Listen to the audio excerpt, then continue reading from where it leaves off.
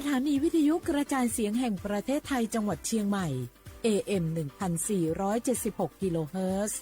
สถานีวิทยุภาคภาษาชาติพันธุ์แห่งเดียวในประเทศไทยที่มีความทันสมัยเชื่อถือได้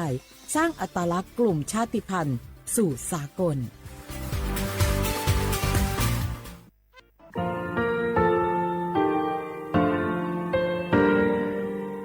งาคือมีติปิเพกาวิชแลงาคือติกาติชูแลติเลเพกาวิมาเฮยาค่างาคือชอยาออตุคโลกาติเชวิออคืออคาติภาคาชุโยอาชุโยวิโยกาคาเดติเลอติเกกาพุติลาวิทปาตอ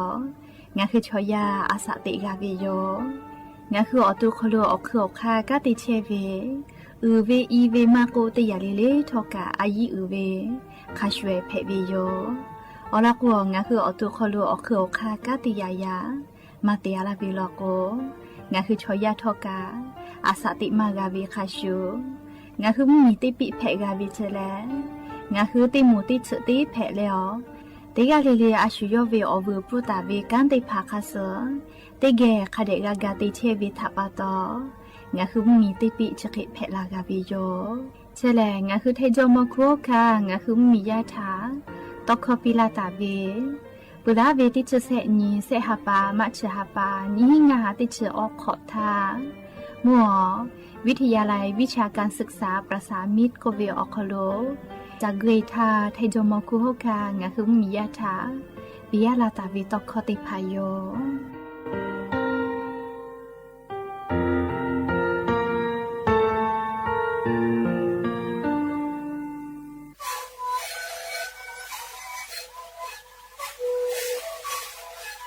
ชริกูมันคือยาแก้เชื้อเบื่อออกข้อเชื้อแล้วหูข้อก็คือออกดีกว่าที่ไหนเอ็มนาบาเต็งที่โอหาสุดที่เขาคือเฮ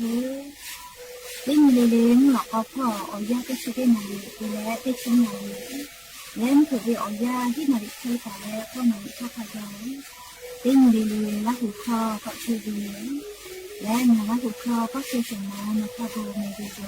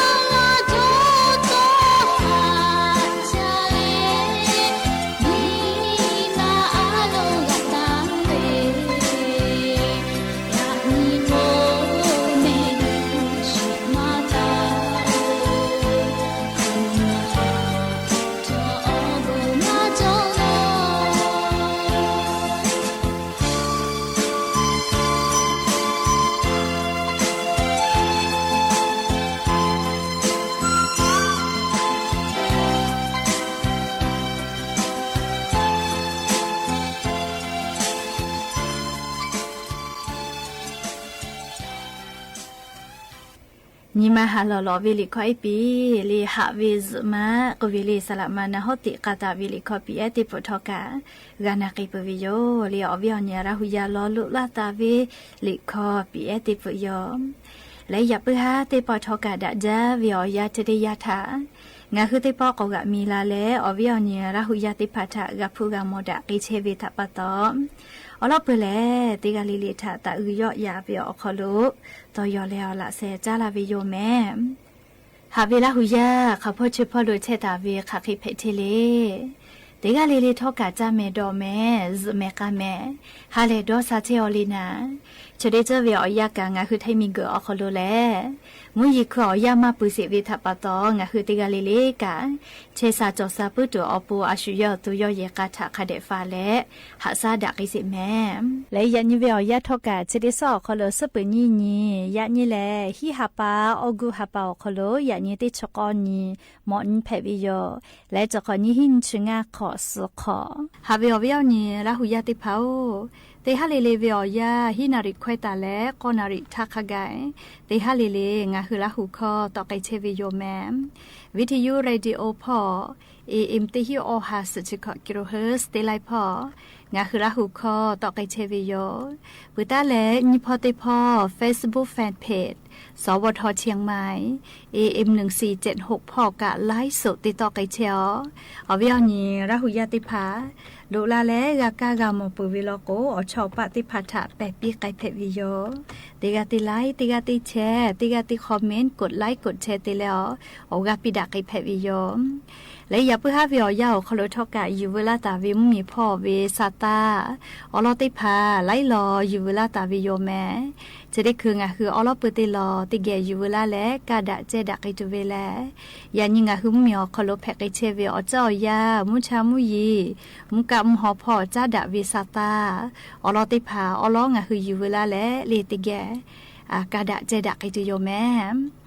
จุยจอปากรมอุตุนิยมวิทยาพ่อยคืออลอซาตาติผาปิลาตาเวงาคือไทมิงกอคโลกาเลชดิซอเวอยาคโลนี่ชตินขกายจิแมลียันตาเลนชตินขกายงาคือไทมิงกอคโลข้าพ่อเชพโลกามุยยอกไกตุโยเจยาคากะไทมุเหมียวนาติตอเลภาคอีสานพ่อติกาติตีลอกวมุยจอมาหิจิแมเลคเตและนี่ชนี่ตาเลนชเสนีฮิฮาปาเวอยาคโลมุยลุติเปกอโลลาและงาคือไทมิงกอคโลข้าพ่อเชพโลกาติปอมุยกอลามาจากไกตุโยเจหาเวอนี่ละหุยาติเผาจะขอวิอยาแลมีเกิดชดิสอคโลไลเจเลยาอามากะเพลอกกะลิอโมตามาจ่อยๆไกเวเลจะขอเป่ามุยกะลาโกลาจาเวทัปตออีกะโถอีกะลูชเวลูวิสิเวชอสชนาเวกะคาบีเพตอลาวิโยมีเกชดิสอคโลและชเวอโคกะเลจะขอวิอยาแลมุชากะกชกกะชจาเวทัปตอตีตาเวมอนจิติภาทกะไซเวเลชอยากะฮอจาเวทัปตอฮอจาเลขามากาเลสเวกามีกชดิสอคโลไลมีอคโลกาพูกาเพวิโยฮอวิออซามือหือลาวิเจกุมาเลเชกามากาวินะเลคติแขกากาลาโลเมเชเวเลลีมีกชดิสอฮอโลฮอชฮอมวิออซาปุตอลาเชวิเจเฮโกเลมุยิกาลาโกลาเจอิกะทูเวกวินะเลเตปอมุยิมาโกลาโกกุชุกุเคฮอชฮอมมุชาชโกชจ้าจะเคเพกตุโยเจเลอเจ้ายากงาคือชอยามีเกชดิสถาติลูมาเวทัปตอเลมีเกชดิสงาคือชอยาเกอลูตุสิตุเวกอแพขวาลาลอแม่เลเขกงาคือติกาเลกะมีพ่อเวซาตากะพ่อหะอยู่และเลอเจ้ายาปิปาไกเชเวอจิตาเนี่ยคือกูให้กูฟาเลหะอยู่กะตัวโปเลติกาเลกะซาตาติภาคเดพ่อหะอยู่แม่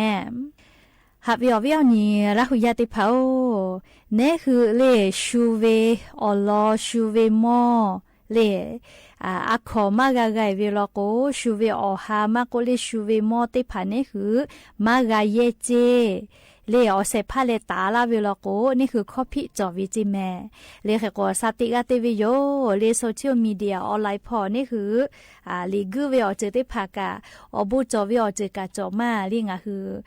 สอเยปืวิลโกอยากข้างาคือมาสอเยปืวิลโกลูตุสิตุวิอเจติพาคบีกาลาปืวิโยเฮกอลีงาคือชูเวโมติพานาลีอาขอมาปิลาตาวิชูโมอหาติพา Facebook ขอเลมากะกือเจเลชัวขอมาปิลาโกนาเลชัวหาเลชัวซัพพอมาโจเลชัวหาจะขอถอวิกะขอพี่จอวิเจใครแต่เลชูเวอลอจะก็ใครกือกะขอพี่จอวิเจแม่ชูทนายจาเลอตาญงเกอตาเลฟ้องละโกฟุติพากะกือลาวิโยไม่เลกะเลชัวดิชัวค่ะชัวไข่เลยยะตอตูอเมลูตุติพาเล Facebook ขอเพกือวิกะขอพี่จอวิเจเรียกก็งาคืออตัวตาอือเวคาชูทากากาตาอือดาวิโยเรียกก็งาคือสื่อออนไลน์โซเชียลมีเดียติพาเยเวอคโลกาเลชูมอเลอาคอมากาไกเวอเจติพาลก็เยมาเพลอเลชูเวอหามาก็ชูเวแอปติพามาก็นะเลงาคืออาคอมากาไกติเลเยเวลก็ชูตาวิทยาทามือเวอฟูเลงาลาขะไกมือเพลเลทอคอกาติขอขะไกอยู่ฮอเพวิเจปดทุกข้อพี่ให้จาโลเมเลจะรับปะโตเลี้ยววิญญาณละหุยาติกาลิเลกะสติตะแม่แต่ก็แลเพชเชวิอลอสตาลิติผาอยู่เวลาเลงะคือละหุยาติผาทัชเคเกามาลาวิโยแม่สตติผากะกะไกปุวิโยลิจกะอยู่เวลาเลงะคือละหุยาติผาทะเกามาลาวิโยแม่อาเลตุทะอามากาโมเจโตนาโอโปเลโตสุเตโยโชติไกทาทองามาโมดะกาติโจกุโลงาไกกะจาบรดุปุชิเบบะโทมาโจโมเจโทปีทีจะไปเตลาลาปาโอโจเบลาปาโอโจมาโมเม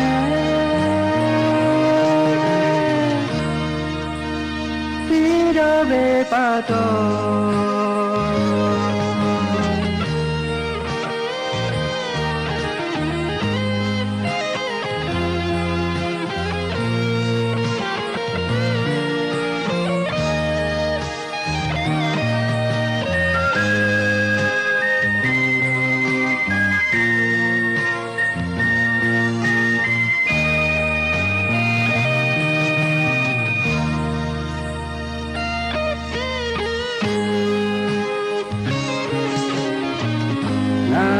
ปาดงาเบโชเจ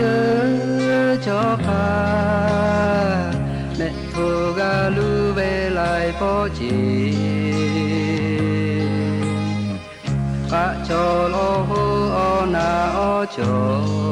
กุโตโอโชตาเตปุโอเชโลมิยากุเยนิมาชิโพนาโอโคโลเชเตจิสุวะสุจากุทาเจกานิเจโชเปเดเตโบจาเจเมบดดูคุชิเตบะโทมาโจโมเจโทปีดีจะไปเปิดกาลาปาโอโชเบลาปาโอโชมาโมเม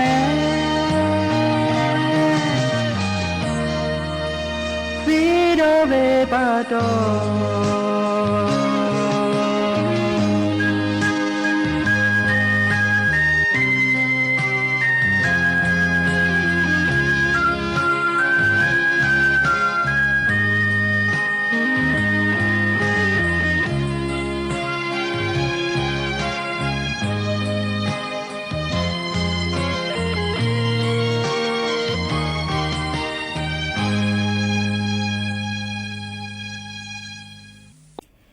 หาเวียวเวียวเนี่ยละหุยาติเผาเฉดเจเวียวยากามุยิขอยาเพวิทัปโตเลียไอดูเอติผาเกียวกาอานานาบุติผากาที่กาเชวิโลแม่เฉดคือเลียไอเกียวเพวิเล RSV ก็เวอานานาบุเจกุมาจะขอเป้ายาไอดูเออานาเฉดผาเพกวิติกาตีฮิขอฮากาเกาเจเอก็ยาไอดูเอติผาปูอปอยติผาอายุอยู่แลคาเดกันหาซาวิโยเลียอลโกอนาถตอดะเลฝาพอกติเชวิมอสลากุติผาซาตาปิลาวิเล RSV อานาเชื้อไวรัสเฉลเลียซาโกจะพอเป็นดะลาวิอานาเจเฮก็จะเยลูอานาโควิติผากะชูวิเจและเลียอชพุโลนาวิอานากะชูวิเจแมอยากเข้าอฟุมายอยติยาเลียอฟุมาชอเชื้อไวรัส RSV โควิเจยาไอเลชมองเกี่ยวกับเพปื้วิจีอยากเข้ามาวิเลอานาเฉลยายดูเอติผาเกี่ยวเพมาวิโลจิแม่เฮกงาคือไทยมิงกอคโลตุโกเลจะขอเป้าเชื้อไวรัสเล RSV ก็เวอานาเชเพเลชอสวิตุโกมาโจฮิเจอยากเข้านาวิชอคาเปติฮิขอหาเซชเตกาเกาจิแม่อวิอเนียละหุยาติเผาโรคเชื้อไวรัส RSV ก็วิชกาเลเจเยนาวิคาชูโยเจเลฮอนาเชนาเจวิขอคอนาวิเลติผากซาหัวมากาซัดชวิจะเขกวิจีเขตเลลีย้ายติผาจะเขตินาและ RSV อานาอปุมาจะเปวิลโกนาเลย้ายซาหัววิชอลิอัวอามาโกเลวิเวเลวิอคอคลิกาวิจิซาหัวลาโกเลชอลินิมากาเปือเฮก็ย้ายติผานาจาลาโกมาจามาดอกาลูมาลีจะเขเตียลาโกเลอปอยติผายาปายามีเอทับบุและนาเชยอหักจิแม่เฮก็อานาเชกาฟากาวิโยเลอานาเชกาฟากาวิโยดาเกตูอเจติผาเลงาคืออายิกาติจอลอเลอลอติยาลาเซซาเปติเลคาทากะคาเดชปิเชเจนี่ยาติยาลาเซมาดาวิอยาวคโลเลนาข้อหมอกก็เมสตายิเจเซยาติยาลีลาเคลูกูติผาลีชูเกลติเกตาปอเยเจอยาติยายาเอกาลูลิกเชเวดาเกตุเวอเจติผามามอลโกคาเดติเลดาเกตุเตหาซาเชเจงายาติยาลโกนาวิชอเปาตาเกเจเจเฮก็ย้ายติพันมานาจาเวลโกอะขอเชเลหาซาเพวิโยอีกะมาช่วยคาเดตอปิเจเลยาคากะซาโกมากาซัดเชวิฮอนาชนาเตเลมาจามาดอจะเคเตลาโกย้ายติผามอสลากูเกโลหับฟุกเลหาจะหาซาปิจิแม่เลอะโลอานานาบุโกกะเลเตยาเปเตยาลาปืจากุมาเตปปอลโกกูเฮกูฟากามาตาเลเกโกอานาชเดพาเลนี่คือเกียวคาทะกาลานานี่คือมาชีวิตทัปโตสติตาเลกูเฮตาวิเลดะจาวิโยเลเกโกงาคือเตกาเลเลกา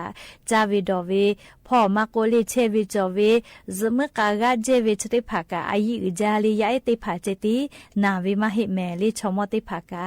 นามาวิโยเลเขก็เชกายูเวลาและงาคืออวิอเนียละหุยาติภาทาอเจอยาจติคือวิอยาโคโลยาเอดูเอเกียวกาทิเพเชวิอานาถาจาดาวิอลอซาตายูเวลาและเลจะเขเกามาลาวิโยแม่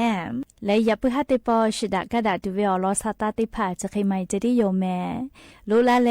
กาพอนาเลออกาปิลาเชวิติกาลิเลกาอบูจาแม่ติกาลิเลซุเมกาแม่เชซาจอซาฮาเลดอซาปี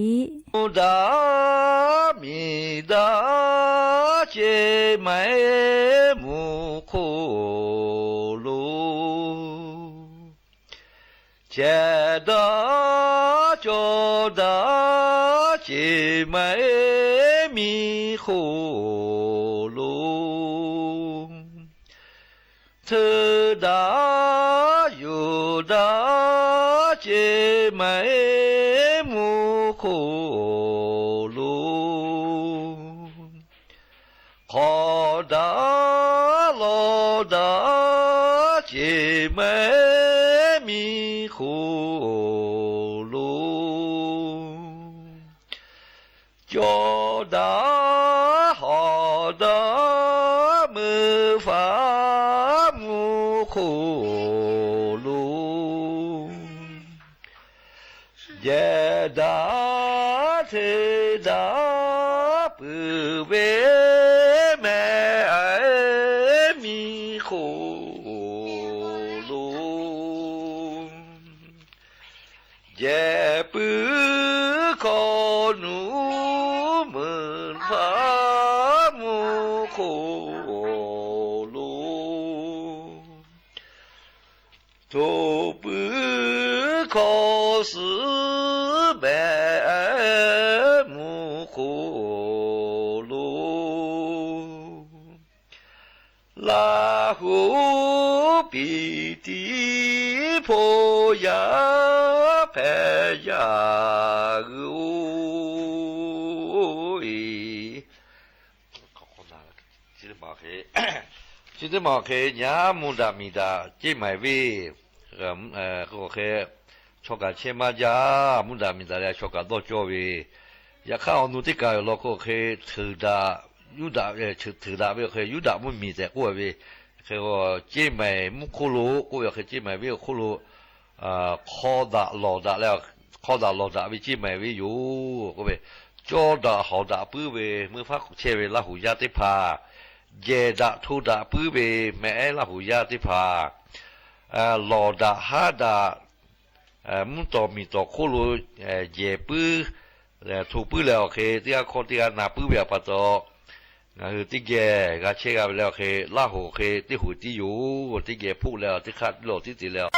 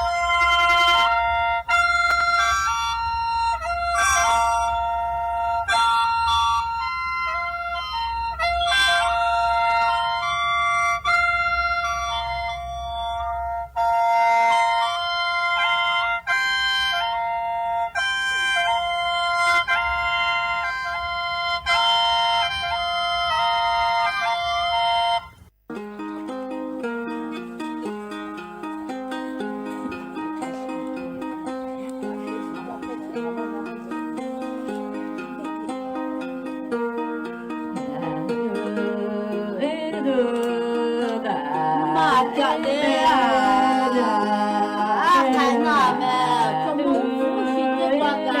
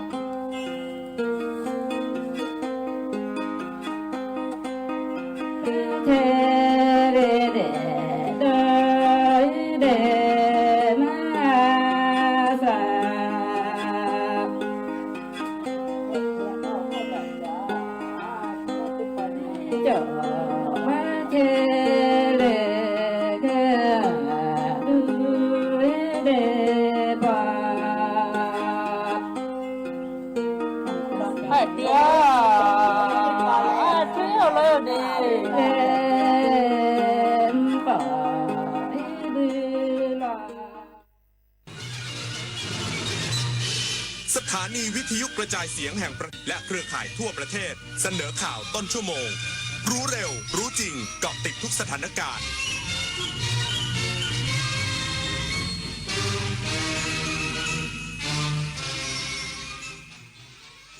รับฟังข่าวต้นชั่วโมง 21 นาฬิกากับอานนท์ นันตะสุคนครับรักษาราชการแทนนายกรัฐมนตรีหารือทางโทรศัพท์กับประธานอาเซียนและนายกรัฐมนตรีมาเลเซียอีกสักครู่ก็มาติดตามรายละเอียดครับชาติศาสนาพระมหากษัตริย์คือรากฐานของความเป็นไทยร่วมกันสืบสานปกป้องและภาคภูมิใจในสถาบันหลักของชาติเพราะความมั่นคงของแผ่นดินเริ่มต้นจากหัวใจของเราทุกคนรักชาติรักษาศาสนาเทิดทูนสถาบันพระมหากษัตริย์รวมพลังความรักสร้างชาติให้ยั่งยืนเอาถอยไปหน่อยเห็นไม่ชัดอ่ะเห็นไหมคะถอยอีกนิดนึงเห็นหรือยังคะอีกนิดนึงได้ไหมโหมองการไกลเชียวนะคะอายุที่มากขึ้นมาพร้อมกับปัญหาความเสื่อมของดวงตามายืดเวลาดวงตาสุขภาพดีด้วยการมันสังเกตอาการผิดปกติรับประทานอาหารที่มีประโยชน์สวมแว่นตากันแดดไม่อยู่กลางแจ้งและตรวจสุขภาพดวงตาเป็นประจำทุกปีใส่ใจดูแลรักษาดวงตาเพื่อมองดูโลกอันสดใสไปอีกนานเมื่อเราก้าวทันเราต้องรักษาพัฒนาและส่งเสริมผลประโยชน์เพื่อความก้าวหน้าสู่ยุทธศาสตร์ที่สำคัญเราพร้อมผลักดันกิจกรรมเชิงรุกที่สร้างสรรค์ในทุกมิติรวมทั้งสร้างสรรค์ความเข้มแข็งในภูมิภาคที่มีอาเซียนเป็นศูนย์กลางเราสนับสนุนการส่งเสริมและเชื่อมโยงในเวทีเจรจาการค้าการลงทุนเรารักษาสันติภาพเสถียรภาพความมั่นคงและความมั่งคั่งประชาคมอาเซียนประชาชนเป็นศูนย์กลางเราไม่ทิ้งใครไว้ข้างหลังสายบุญยุค New Normal ใช่คุณหรือเปล่าสัตว์โลกน่ารักที่น่าสงสารสร้างวัดสร้างโบสถ์เธอว่าบุญหนักทำบุญสร้างบุญสร้างกุศลโอนเลยเป็นสายบุญหรือคุณเป็นเหยื่อมิจฉาชีพกันแน่กลโกงอันแยบยลทำให้คนใจบุญตกเป็นเหยื่อทั้งในกรณีสร้างเพจปลอมขึ้นมาหลอกกรณีที่นำโครงการบริจาคจริงมาโพสต์แต่ลักไก่ใส่บัญชีตนเองกรณีนำภาพบุคคลมาแอบอ้างเช็คให้ชัวร์ก่อนโอนสายบุญโอนไวรู้เท่าทันมิจฉาชีพบนโลกออนไลน์รักษาราชการแทนนายกรัฐมนตรีหารือทางโทรศัพท์กับประธานอาเซียนและนายกรัฐมนตรีมาเลเซียเพื่อแลกเปลี่ยนความเห็นและติดตามสถานการณ์ชายแดนไทยกัมพูชาพร้อมขอบคุณมาเลเซียสนับสนุนท่าทีของไทยในการแก้ปัญหาอย่างสันติ นายจิรายุห่วงทรัพย์โฆษกประจำสำนักนายกรัฐมนตรีและคณะกรรมการศูนย์เฉพาะกิจบริหารสถานการณ์บริเวณชายแดนไทยกัมพูชาหรือสวทก.เปิดเผยว่าวันนี้นายภูมิธรรมเวชยชัยรองนายกรัฐมนตรีและรัฐมนตรีว่าการกระทรวงมหาดไทยรักษาราชการแทนนายกรัฐมนตรีได้หารือทางโทรศัพท์กับดาโตสรีอันวาอิบราฮิมนายกรัฐมนตรีมาเลเซียเพื่อแลกเปลี่ยนความคิดเห็นและติดตามความคืบหน้าของสถานการณ์ชายแดนไทยกัมพูชาโดยเฉพาะประเด็นการดำเนินงานของคณะผู้สังเกตการชั่วคราวหรือ IOT โดยรองนายกรัฐมนตรีได้เน้นย้ำว่าฝ่ายไทยยืนยันให้คณะผู้สังเกตการชั่วคราวดำเนินการตามหลักการของกรอบการดำเนินงานตามที่ประชุมคณะกรรมการชายแดนทั่วไปหรือ GBC สมัยวิสามัญได้ตกลงกันไว้เมื่อวันที่ 7 สิงหาคม 2568 ซึ่ง IOT ยังอยู่ในช่วงการเริ่มต้นการดำเนินงานโดยหากมีข้อเสนอแนะเกี่ยวกับการดำเนินงานของ IOT ก็สามารถนำเข้าสู่การพิจารณาของที่ประชุม GBC ครั้งต่อไปในเดือนหน้าเพื่อประเมินผลต่อไปทั้งนี้รองนายกรัฐมนตรียังได้ขอบคุณประธานอาเซียนและนายกรัฐมนตรีมาเลเซียที่มีส่วนช่วยผลักดันให้สถานการณ์คลี่คลายไปในทิศทางที่ดีและแสดงความพร้อมที่จะสนับสนุนท่าทีของไทยในการแสวงหาทางออกอย่างสันติบนพื้นฐานของกรอบการหารือทวิภาคีไทยกัมพูชาต่อไปปริศนาถ ขวัญแสนสุขรายงานรองผู้บังคับการกองปราบปรามระบุตำรวจอยู่ระหว่างตรวจสอบเส้นทางการเงินของวัดพระบาทน้ำพุอย่างรอบด้านโดยเฉพาะเงินบริจาคยืนยันไม่มีนักการเมืองหรือผู้ใหญ่กดดันการทำงาน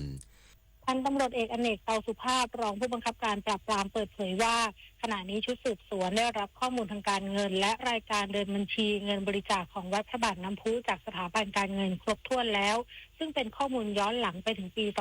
2562 แต่ยังต้องตรวจสอบพยานหลักฐานอื่นๆที่เกี่ยวข้องทำให้ต้องใช้เวลาในการตรวจสอบอย่างละเอียดเพราะเป็นเรื่องอ่อนไหวกระทบความรู้สึกของผู้ที่ร่วมบริจาคเงินส่วนการขอข้อมูลจากบุคคลภายในวัดพระบาทน้ำพุยอมรับว่าได้รับความร่วมมือจากทางวัดค่อนข้างน้อยโดยเฉพาะรายละเอียดทางบัญชีที่ยังไม่ได้ส่งมอบให้ตามที่เคยรับปากแต่ตำรวจมีช่องทางอื่นในการตรวจสอบและย้ำว่าขณะนี้ทางกองบังคับการปราบปรามยังมุ่งเน้นไปที่การตรวจสอบข้อเท็จจริงเกี่ยวกับเงินบริจาคของนายเสกสรรทรัพย์สืบสกุลหรือหมอบีว่าเข้าข่ายยักยอกเงินวัดพระบาทน้ำพุหรือไม่ซึ่งการตรวจสอบเรื่องที่ดินของวัดไปให้บุคคลอื่นถือครองแทนนั้นยังต้องประสานกับกองบังคับการป้องกันปราบปรามการทุจริตและประพฤติมิชอบหรือปปป.อย่างใกล้ชิดสำหรับกรณีที่มีผู้ตั้งข้อสงสัยว่ากองบังคับการปราบปรามทำงานล่าช้าหรือมีนักการเมืองผู้ใหญ่เข้ามาแทรกแซงการตรวจสอบหรือไม่นั้นพันตำรวจเอกอเนกยืนยันว่าไม่มีกลุ่มอิทธิพลใดเข้ามาแทรกแซงหรือทำให้การสอบสวนต้องสะดุดอย่างแน่นอนโดยคณะพนักงานสอบสวนยังทำงานอย่างตรงไปตรงมาตามพยานหลักฐานจุฬามารักษาพันธ์รายงานจบข่าวอานนท์นันตะสุคนอ่านรับฟังข่าวครั้งต่อไปเวลา 22:00 น.ติดตามข่าวที่นำเสนอไปแล้วได้ที่ www.thainews.prd.go.th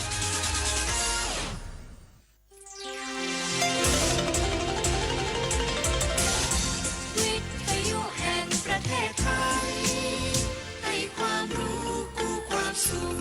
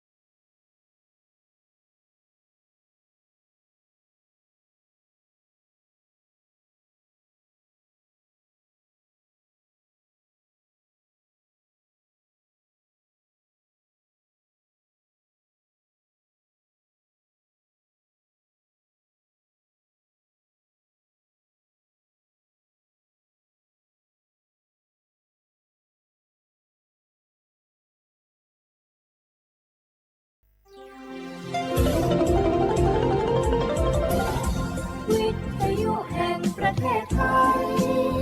ให้ความรู้กู้ความสุข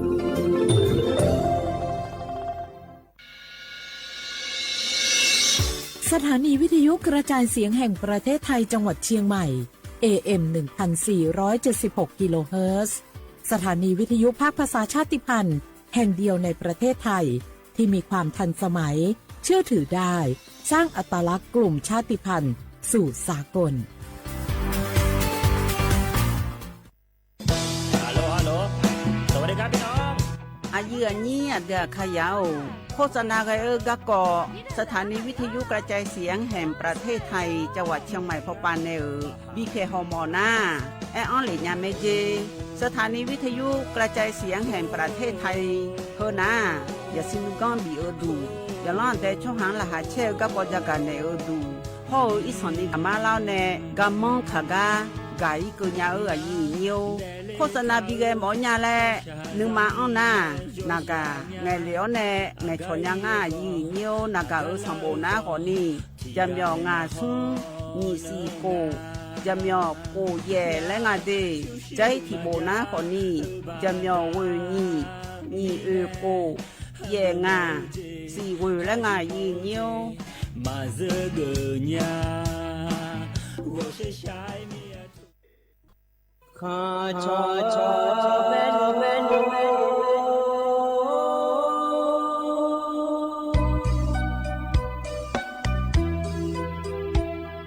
za ni cho ku le nga do wo tu ya ka ba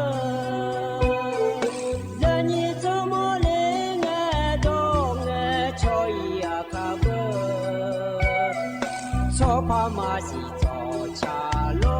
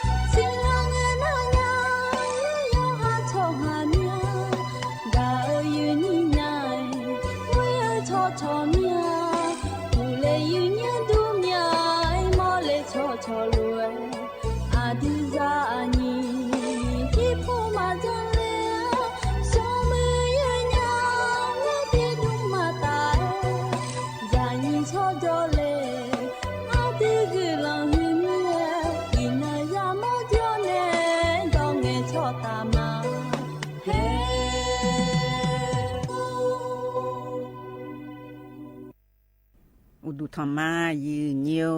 ยุ่งจีแกยืนนี่แน่เพียทนจุลาแม่ยืนเนี่ยยมินาลุทนจุลาลุ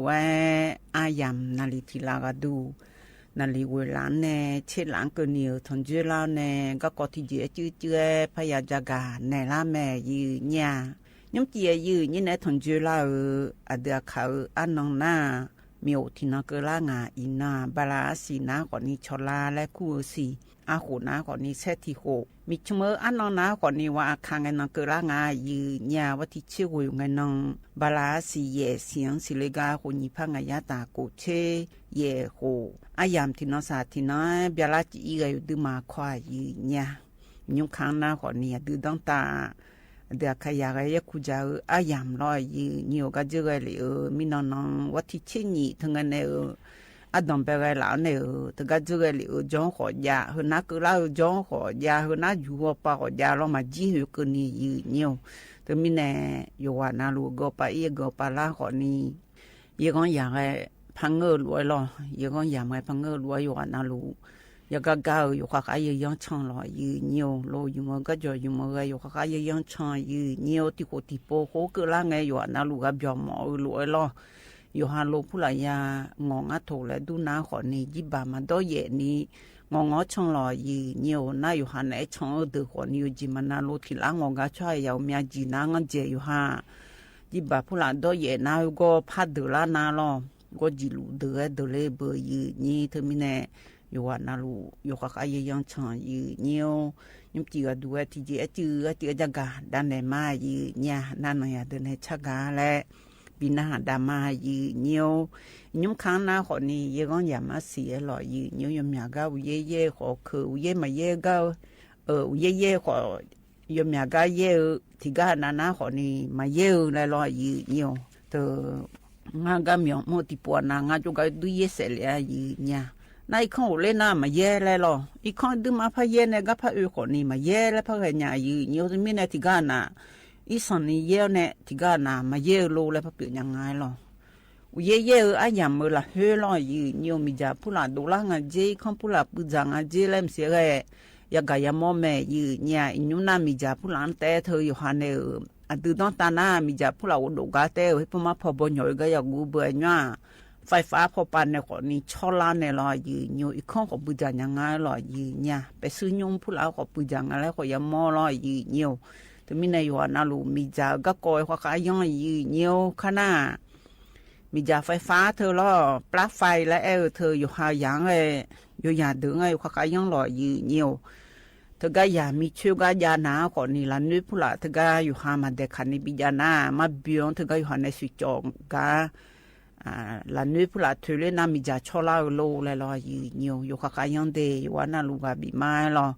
ha ga ne na na ya de ne cha a dang be ti ta ko lu na byo da ma yi nya na ya de ne cha a dang be ti na kho ni a ni a li ne cha lo yi nyo non e thong ju nya le nong ga so mo so nya le cha thu ti ta ko lu na byo da ma yi nyo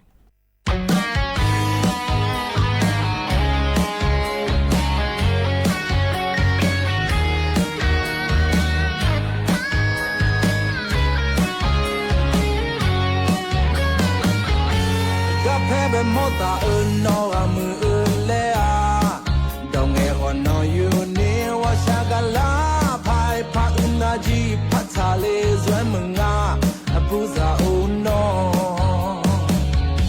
no ombe mota na nga gam yu kalenya de ugo sha la no oma mona pasanya momonya tomonya no ubeji de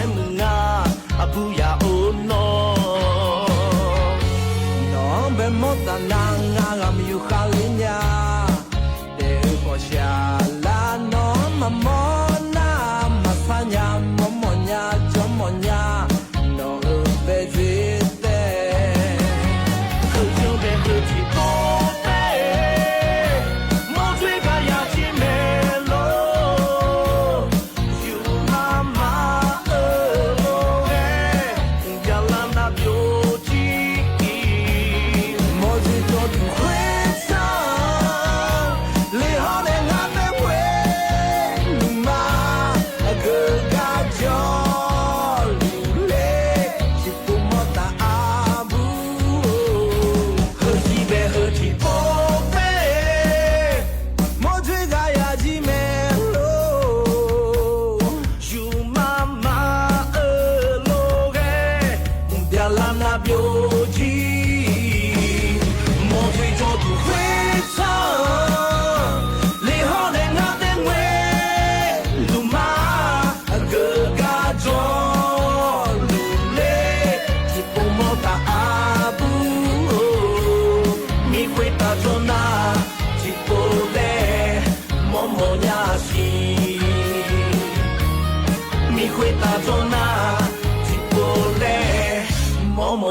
စီ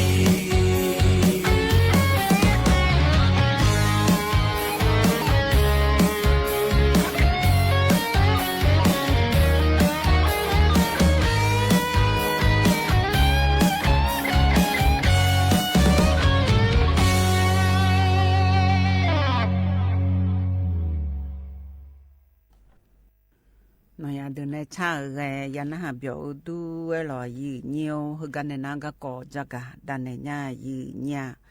ဟကောကဒူနာလော်ရီညိုတကမဟာวิทยาลัยจังหวัดเชียงใหม่มชพปานในแอกะลิง่ายหรอเธอมินวัติชิเยลอยีညိုတကมชองนาขอนี้ตกาพระบิดาแห่งวิทยาศาสตร์ไทยจีรัชกาลที่4เจดิมาสัมภาอุวากาเลกาเธอวิทยาศาสตร์พอไปสอนนี้ยาวและชื่อกาลอยยืนเยเธออันดำในงายืนยาวิทยาศาสตร์และเธอหนาขอนี้ยมสมบูรณ์โจพอยดึงมาหือก็ก่อยืนเยชวิทยาศาสตร์และเธอหือจีชดเชยหือจีชดเชยเจและโลชดเชยเจและเชยหือลอยยืนเยเธอมีแน่เธอป่ามีน้องยาดำในงายืนเนี่ยแต่การในสีว่าทำให้การนงรอผู้ว่าราชการจังหวัดเชียงใหม่อายุเกือแน่อาเยดำในงานลอยยืนเยียวเธอสมเด็จพระจอมเกล้าเจ้าอยู่หัวลอยยืนเยียวเธอการวันวิทยาศาสตร์แห่งชาติอาโคญิพังยาตากุเชยเยหวงรอวิทยาศาสตร์อันนองและชาจุนเนมินองลอยยืนเยียวเธอมีแน่เธอการมหาวิทยาลัยจังหวัดเชียงใหม่โจอาจารย์อยู่คือเกลือเดอสมบูรณ์โจยาคณะวิทยาศาสตร์โฮเธอปาเมียเมื่อเดอลอคณะวิทยาศาสตร์พปามหาวิทยาลัยจังหวัดเชียงใหม่ยังเมียเมื่อเดอนาคนนี้ยมยากาเลี้ยวในยาดำเลงายืนเนี่ยรัชกาลที่4เฮนาคนนี้พระบิดาวิทยาศาสตร์ไทยและงะยดึงมาเนาวิทยาศาสตร์พอปาอาดาธิกาและลอยยืนเยียวเธออดีมาสัมภาเฮกานาลอยยืนเยียวเธอกาอายามชาโจกางายืนเนี่ยลอเธอชวิทยาศาสตร์นาอยู่จิมันายไงกือกะกอบาลากะกอเฮมาเสียหอยญาลอชดาราศาสตร์ผู้หลานลอยยืนเยียวดาราศาสตร์เธอมาโดมีแน่อดีมาสัมภาเฮกานาขอนี้อายามรออดีมาไทยเมื่อละเฮอายามโลอยู่เมื่อและดัวจียืเนี่ยอันนั้นก็ในนาขอนี้รอยืเนียวทกายมยาจีเกิงาแทเดือเขาไปเลยนะขอเนี่ยชอบพันสุกลางแล้วเสียตัวเธอชนแนวโลชดเชี่ยวแนวโลหนึ่งดูฮึจีหนึ่งดูยาวและรอยืเนียวเธอมีในเจเลยนะขอนี้อากุญิพังยาตาเชติหวงบาลาสีเย่เสียงว่าที่ชื่อเย่ไงน้องแต่ตัวรู้ดูทางงานยืนเนี่ยรอเธอไม่แน่จอเธอเฮงไงน้องดูนะขอนี้วิทยาศาสตร์อันน้องและชาจงน่าดีมาสัมภาว่ากันเลี้ยกันแน่ตัวรู้เนี่ยดูตัวจังรู้ว่าดีมาสัมภาว่ากันเลี้ยกันชีหืนเนี่ยอันน้องน่ามีน้องว่าที่ชื่อเย่บลาสีเย่สีอายุดำเนี่ยก็กอดกันเนี่ยง่ายยืนเนี่ยใจที่ก่อดูนาล้อยืนเยียวเขาก่อดูนาคนนี้เธอก็สถาบันดาราศาสตร์แห่งชาติและงานยืนเนี่ยเธอโอการสำรวจอวกาศญี่ปุ่นเจตะกลุกุมเลียวในล้อเฮนาคนนี้เธอกือบาลาผู้หลาก็ก่อฮอลือดาวเดือล้อยืนเยียวชอเธอดาวเคราะห์น้อยลิวะกูลและคงอายืนเนี่ยเฮนาคนนี้ล้อยืนเยียวเธอยอมหอมยาจีแล้วตัวเองเธอมีเนอเธอก็ยมนาคนนี้เธอก็ยอมมันเธอนาคนนี้ล้อชอดาวคลอและเธอกือชมยอยืนเนี่ยเลยนาเลยกือตัวลูกเธออยู่หาหอมและเธออยู่อมเอาเบื่อยืนนี้กือจีกือล้อกือเล่มเสียล้อเธอมีเนเธอก็อุทยานดาราศาสตร์สิริธรอำเภอแม่ริมจังหวัดเชียงใหม่ละเฮวัดที่นี่เชียงแน่วัดที่สมเชกนีบาลาสีเสียงแบบมอลูแม่เจเดอสู้หอมหมดนาเดยืนเนียวเดแต่ก็เธอ อายมาตรูบยามโมและยามโมไงลอยยืเนียวฮอมอยยังอ่ะเธอหนาขอนี่ลอยยืเนียวนำมาบาลาตัวเวกก็ลอยยืเนียวผิวบาติบามาจีนีบิฮอนยาเมเจเดวัที่นี่เช่นในวัที่สมเชียงเกินีบาลาเสียงทกาอุทยานดาราศาสตร์สิริทองเพื่อแม่ริมจังหวัดเชียงใหม่ละเฮ้ยยืเนียวอันน่าสื่ออันไหนมารอชมย้อนหนาขอนี่ดาวเคราะห์น้อยลิว่ากูและคู่เฮิมไงลอยยืเนียวเฮิมหนาขอนี่เธอมีหอดอกแพยาอาเกือเจแล้วตัวเองอะแท้อันน่ะอายมันเนนึกจังยาเธอหนาขอนี่อากือล้วนๆแล้วยมยาจีเกืองายืเนี่ยขอนี่ยยุ่มๆแล้วเลยนะลอยยืเนียวอากือก็ก็รออายมาเธอไปชดเชยอากือก็ก็เธอหนาขอนี่เฮ้ยเจอากือยุ่ยๆงาแหละเธออายมายุชโปอายามโกโหยัวแน่ยูเจอเหลียวในเพมอในเจยืเนี่ยเธอมีในหอยยังอาเดยืเนียวเดแต่ก็อุทยานดาราศาสตร์สิริทองเพื่อแม่ริมจังหวัดเชียงใหม่ละเฮ้ยว่าที่นี่เช่นในสมเชกนี่เดยืเนียวอีนอที่เชื่อว่าเห็นมีสวัสดิ์นี่เชื่องาลอยยืเนียวใจที่ก็ดูนะขอนี่เธอก็ดันโนจะลาจอพอปาดันโนในจักรในงะโลยูเมก็จอยูเมอยู่หามดวงละเลยละชนะมาบิดลานี่ที่ยาปุเสคำยาพายหมวกกันนอบิโหกะเกาะลอยยืเนียวผ่านตำรวจเอกเจนโสภาและคู่เหือนาลอยยอดนาขอนี่กลุ่มงานจราจรพยคือเกเนยคือเกเลงานตำรวจภูธรจังหวัดเชียงใหม่ลอเหือในจักรในนาขอนี่ตำรวจจราจรตำรวจภูธรจังหวัดเชียงใหม่เฮอหมวกกันน็อกเธอที่ยาเปอร์เซ็นต์ลอยว่านาลูบิโฮก็กอเลเจลูเอเจแล้วตัวเองอินุมบลาสินีสิบยอนลามาเจเจ้าหน้าที่เธอปามีเมื่อเดออยู่ว่านาลูลูกเคงอนในช่องเดอรอเธออยู่ข้าบิชังเทดาแล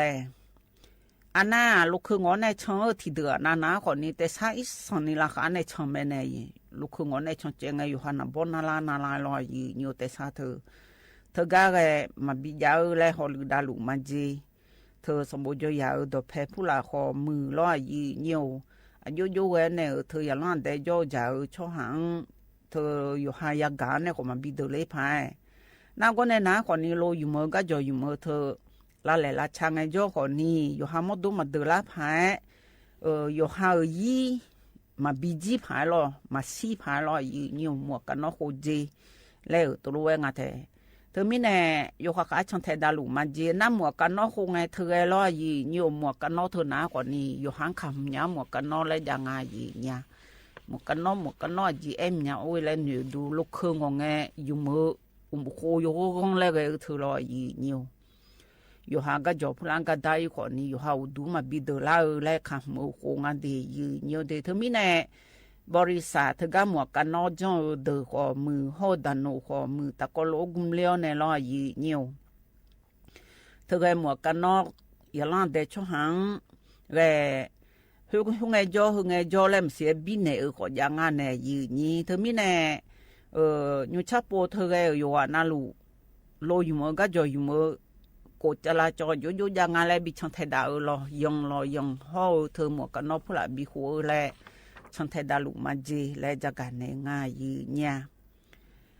ใจที่ก็ว่าดูยืนจักรในเฮนาขอนี้เธอก็โครงการชลประทานเชียงใหม่เจเฮนาขอนี้รออยู่อุยเยเลยไงอีจูดอมยังเล่ายกข้อเธอมีในเธอก็ชลประทานพอปานาลออยู่อีจูชลระบายน้ำและไงอีจูบิเยโดมาบิเยโดนี่ละเชื่อกุคาเธอลอบิเยโดโลมาบิเยโดโลและเงินหนาคนนี้ลออย่างง่ายยอมมาข้าหน้าไอ้ยมอีจูบิเยโดและคนละบิเยโด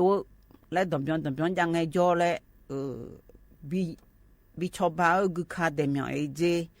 แล้วตัวง่ายเนี่ยเธอก็ประตูระบายน้ำลออยู่หน้าเธอก็เจอเหลือหน้าลอเธอก็เดมยอนทางงานแล้วเธออีจูห้อยสันนิขาขอมือลออับบอเฮเดหน้าขอนี่ลอ thực ra từ lên ngà lo gì nhiều thứ mấy nè khai ya phụ là có yếm nhà ya hơi hơi yếm nhà ya mi ở trên alu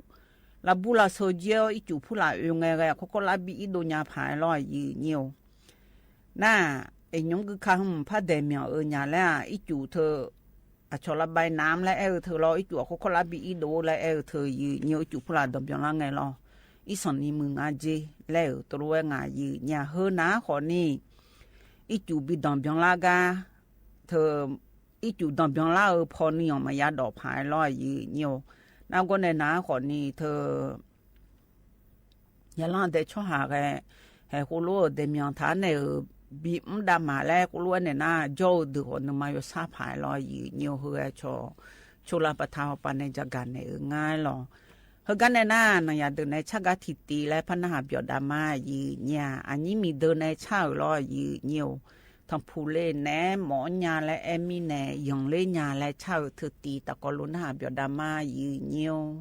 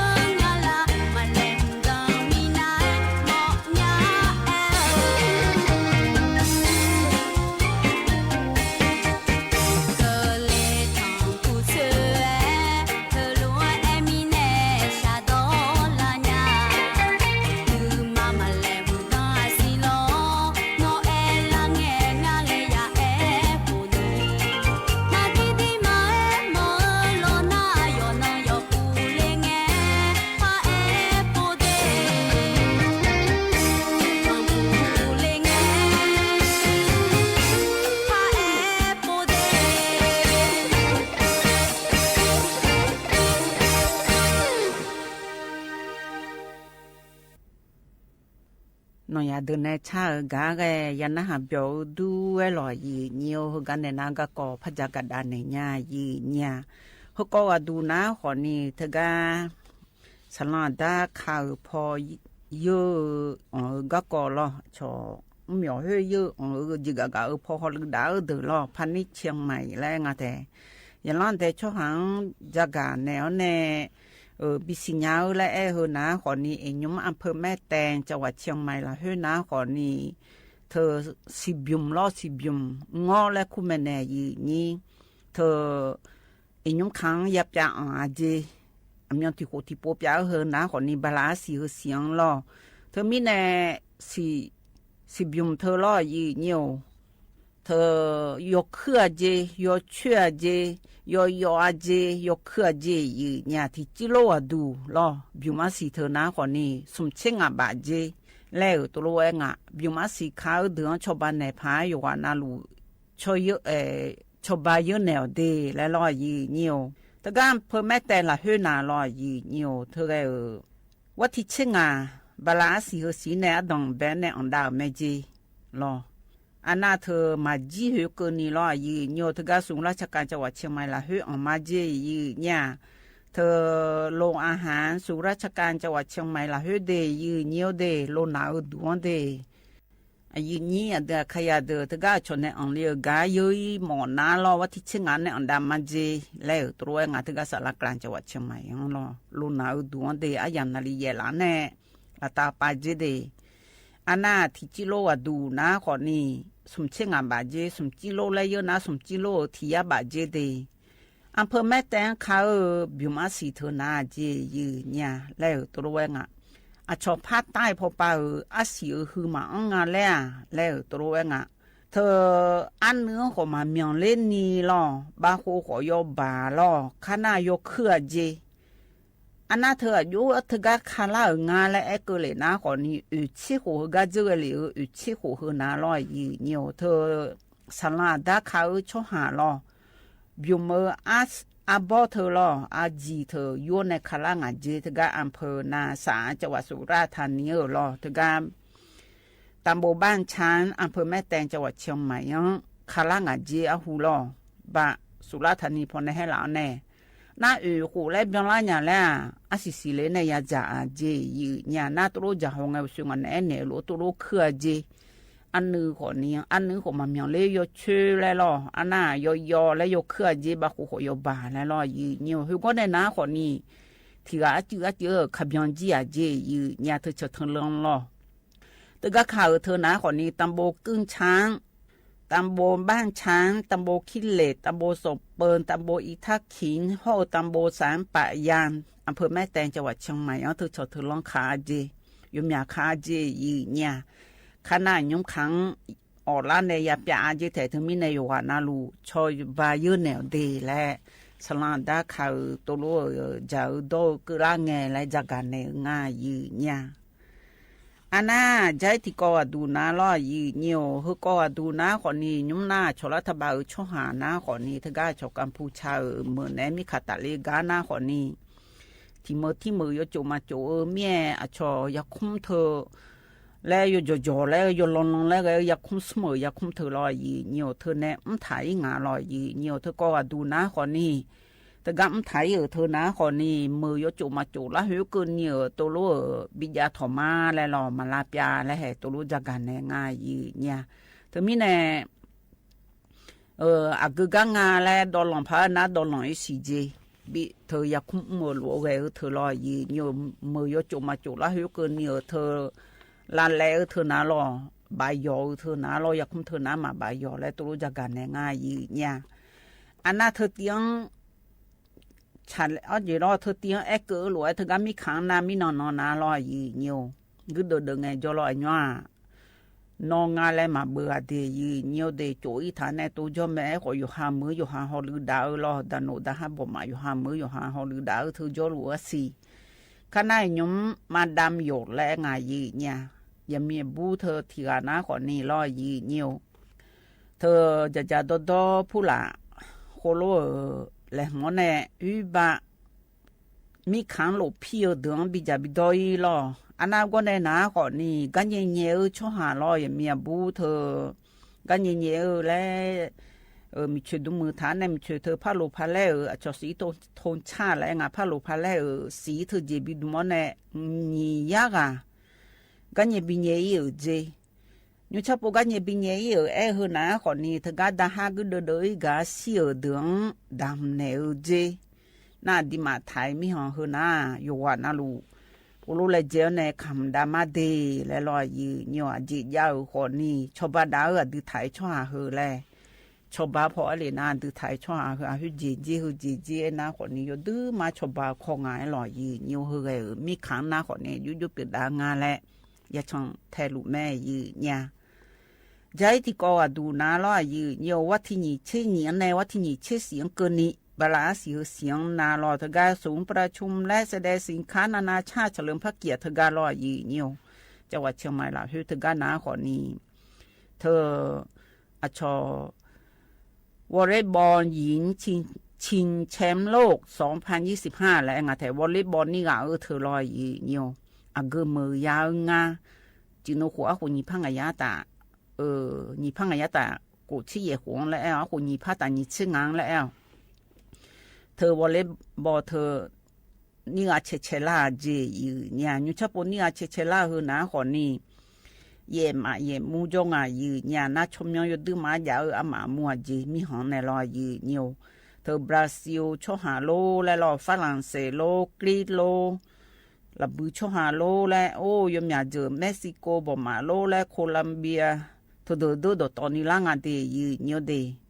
ทกาศูนย์ประชุมและแสดงสินค้านานาชาติเฉลิมพระเกียรติทกานาลอยยืเนียวเธอไม่แน่เฮก็ดูนะคนนี้ลอยยืเนียวดีมาถ่ายเมืองยาวคือนะคนนี้อัดงเบลปูเมจิเดยืเนียวเดทกาวอลเลย์บอลหญิงชิงแชมป์โลกและเธอนาลอยยืเนียวเฮก็ยืเนียวจากกันเนี่ยก็ก่อให้รออันน่าใจที่ก็ดูนะล่ออินวัตที่เชื่อเนี่ยดำไปดามาเจล่อคือนะคนนี้ถ้าจังหวัดเชียงใหม่ละคือนะคนนี้เมื่อละคือนะชกคู่เมืองแล้วคู่แม่เนี่ยยืนนี้อีจูจ่อดองไม่ล่อ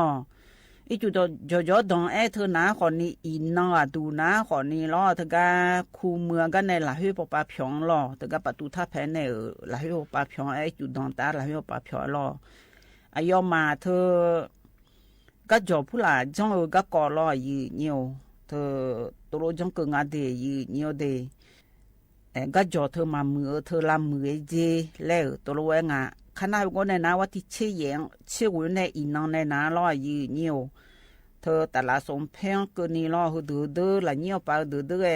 ลำมือได้เจเธอไม่เนี่ยก็ถูกก็จบลำมือก็น้าคนนี้อยู่ข้างๆยังช้อนเนี่ยอยู่หาเทล่าชาลาเนี่ยเธอก็ช่วยอย่ายุ่งยากถูกโลจังถูกแล้วดูนะคนนี้อยู่พอยก็จะในชันดีและจากกันเนี่ยก็กองง่ายเนี่ยเฮกันในหน้าเนี่ยเดินในชักกะทิตีและพนักเบียดดามาเนี่ยชันจูในมาในชาวรอโอ้จีเยวและมีดากาเลมาและชาวคือตีตะกลุนหาเบียดดามาเนี่ย มา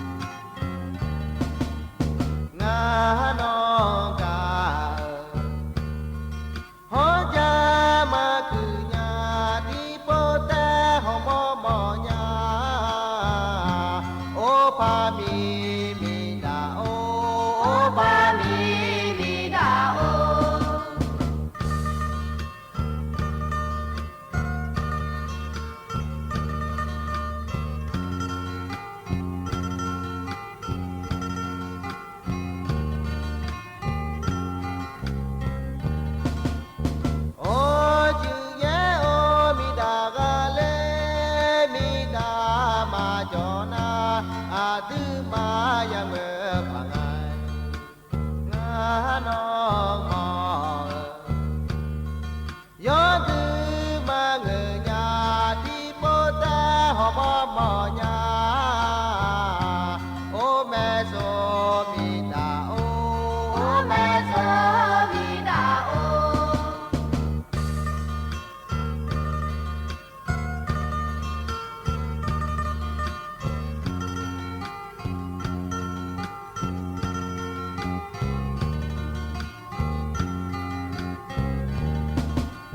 ngã đó đó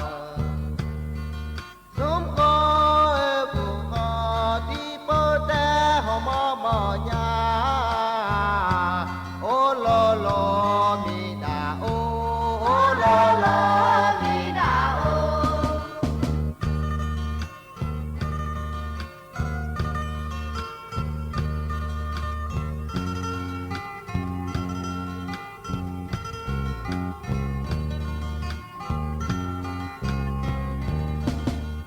ngã đó cả hỡi cha mà từ nhà đi bố ta họ mò mò nhà ô pa mi mi đà ô pa mi mi đà ô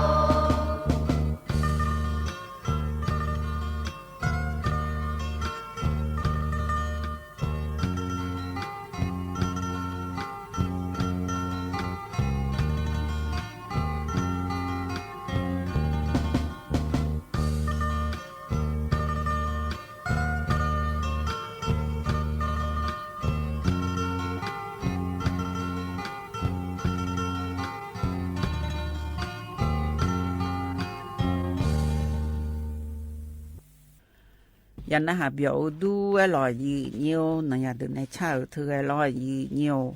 กันในนั้นก็ก่อพระจักรดานในย้ายหรอก็ดูน้าอร่อยยืเนียวก็เจอกันเหลียวว่าที่เช็กกูอีน้องว่าที่เช็กกูหรอมิน้องเชี่ยแย่หรอเชี่ยสิเช็กกูงันน้องเช็กกูงันน้องอะไรเธออร่อยยืเนียววันเสาร์งันน้องเธอการหน่วยเฉพาะกิจอร่อยยืเนียวชอเธอดันโนก็อันเจรอแลยาเสพติดเนี่ยก็ก่อรอยืเนียวยาเสพติดเนี่ยเธอหน้าก่อนนี่แกลูกขึ้นในถอช่องอะไรยืนี่ยาเสพติดเธอรอยืเนียวเธอไม่แน่กองร้อยทหารม้าที่2หน่วยเฉพาะกิจและงานยืเนี่ยอายมาเธอยาเสพติดผู้ละกูยากูหองายืเนียวกูหอน้าก่อนนี่รอเธอก็บ้างรินหลวนหมู่ที่3ตำบลเหมือนนะอำเภอเชียงดาวจังหวัดเชียงใหม่ยังยากูงะน้าเธอหน้าก่อนนี่รอยืเนียวเธอแลอชอลานลูกก็มาอุจนี่ก็โจก็มาอยากจีดโตที่ยาต่างเช่นไม่รอยืเนียวน้าดันโนโกเลน้าก่อนนี่ลูกคือรอยมาห้องไงสุนามาพอนี่ยาทำผู้เล่งน้าก็ในน้าก่อนนี่โกและโกน้ารอยืเนียวโกน้าก่อนนี่เธอกระสอบปุ๋ยและเธอก็รอปุ๋ยดอกกระสอบไปย่องดอกเนี่ยถอนในช่องจียืเนี่ยรอช่วยยากดโต你才没写记来多罗啊，卡索朋友提卡上的那你卡上面呢都到也才才也没写啊记来多罗啊，你们那行呢，这个สถานีตำรวจบินในไทยอยู่เนี่ยเขาก็ว่าดูชดเชยหรือง่ายหรอยีเนียวเธอหน้าขอนี่แกยุ่ๆมองเนี่ยยุ่ๆก็กันเนี่ยง่ายเลยอย่าชดเชยดาวหรอยีเนียวยาเสพติดก็ก่อนหน้ากูน่ามาเบียนี่กูรู้มาเดเลยอยู่กันน่ารู้เลยทักกะทักจ่าทักดอเลยอยู่กันฮอลลูดารู้ลอยยีเนียวหน้าอยู่หามาจ่าอยู่หามาดอหน้าอยู่หามาเยอะหน้าพามาก่อนนี่แท้เจออย่างงั้นลอยยีเนียวก็ด้วยเฮกันเนี่ยนะอายามเฮกันเจอชิกูกาเลยพาบินหาดานยายีญาญุจีก็ดูนะก่อนนี่อายุแม่มัวขันจ่ออายุจุ่มเลยคู่อันเนี่ยชาวกาตะกลุนหาเปียดามายีเนียวอายามหายารวย那不是啊，现在没啥了呀，我看没没有啊。快，妈，下面呀，叫妈名字啊。我等哎。da ngã đu cái gì ngã đu mẹ lấy cái này đi hả cái đu mà nói mình mua không mà mình có thể đâu cái này cái này hay như vậy đi đây ngã lên này đểเขาเบื่อขาบ่สิมาเกย เขาเบื่อขาเนี่ยmình mua khai vô đi cái vô à đấy cái mua nhà đấy mình gì mình mua khai vô mà đi ngã đu mẹ lấy cái gì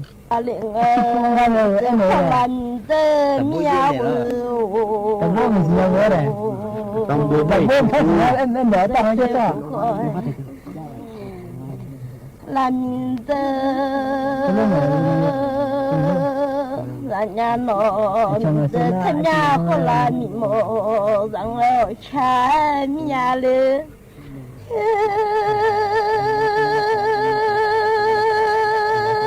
như ta không mà được mà bỏ thì nó mà bỏ lo chơi thì nhau nó mà apa bông hả bông rồi mấy làm gì hậu anh nhớ cho nghe mày nhìn từ nhau hoa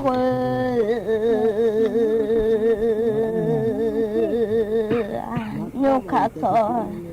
khá lên khá lo dành đã mà khá ngày mãi chưa đâu ô lo mặn ra nhau YouTube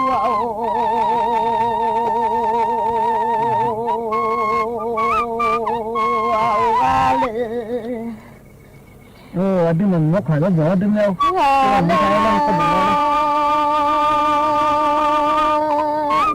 mà mi tên ha thì ga ra ở xa mi de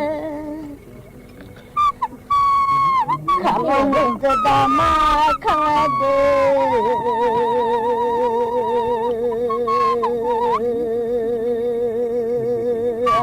không nên cho ta mà không mà ta thu vào ngỡ cha mía lơ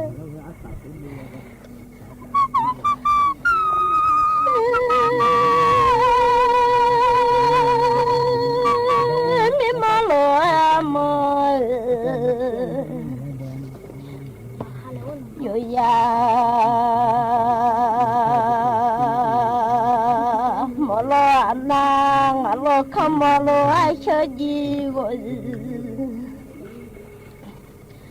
mà lo na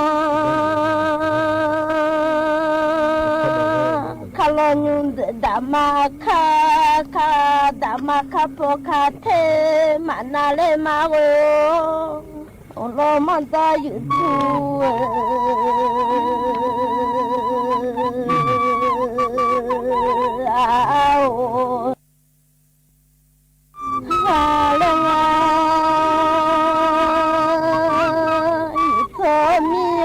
mà phụ để mà ra khăm mẹ mơ yo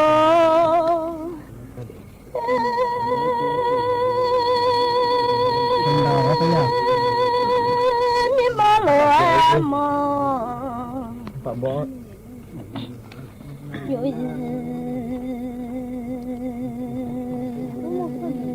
mơ lo anh không mơ lo ai chơi gì rồi mà lo na kalau nhung đã mà khá ngà lệ cho để khá po khá thế mà na lệ ni de hồ lo mà ta YouTube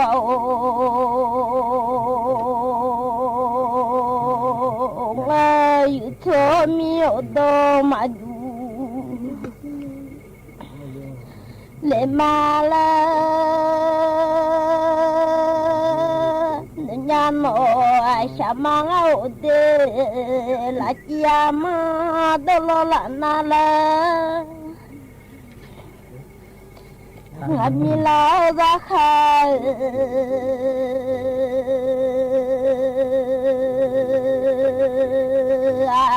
sha do la no jada da ma ka po ka the ma na ni ga che po che the na ma la nu ja de ma cha ni a che po che the na no lo ma da yu tu do ma yu ni ga chanu ga kha ba do ju ma cha ji ma no ha ti de ba ba che thama lo do ba ja sha ma ngau ma lo tho ga kha ne mo yo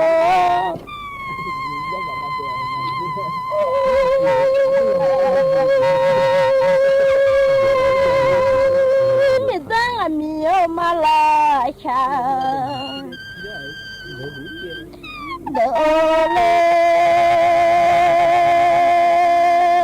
lo ji ama no ha ti de ga no chi cha nya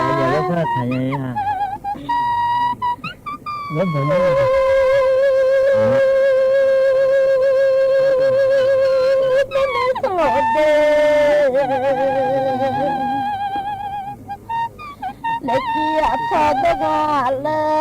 cha ma la chia cho ma do nya lo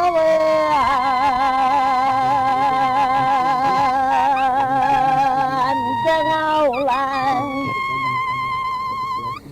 chia cho ma do nya no sung le za kha cha do nga la wo ngani la za kha cha ma do nya lo ji ma no ha ti de za na de mi so de za kha tha do lo le de la kha tha de la mu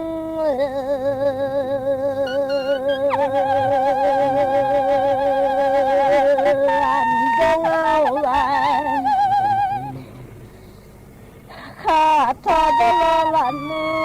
sung ni la chi za kha sha do lo nga mi la za kha sha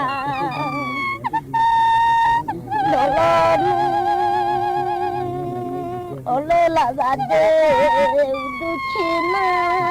o ma la ne lo nya le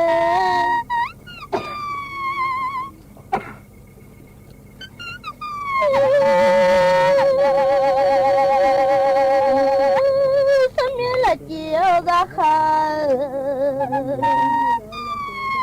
cha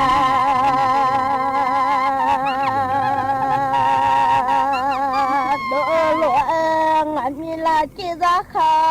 sha don ole la ne du chi yo ma la ne nya no ja ma ni deng ha ti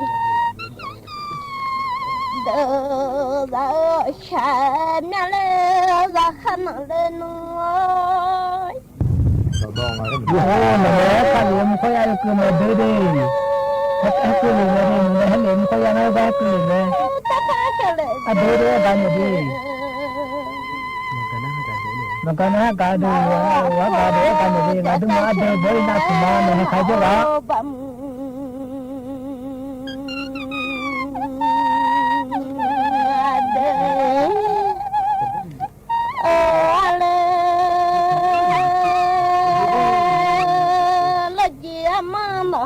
ti de za cha mia ma cho da ku nya a bu na chi ta de ba de chi da le ga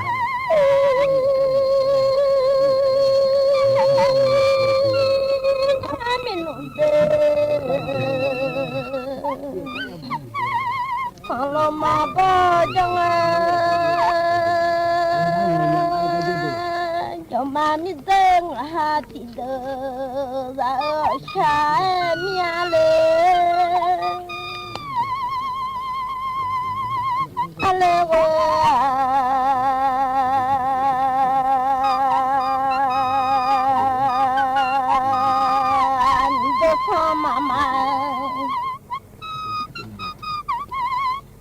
Boleh jangan Belacaman mengabot Jaga lengai sisanya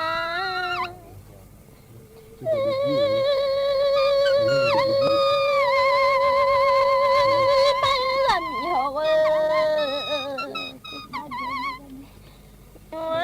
Jangan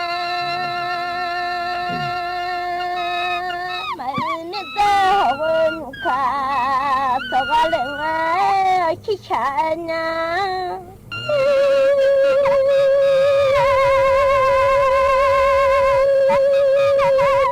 Kamade Mabom jajanya la la cemanunya de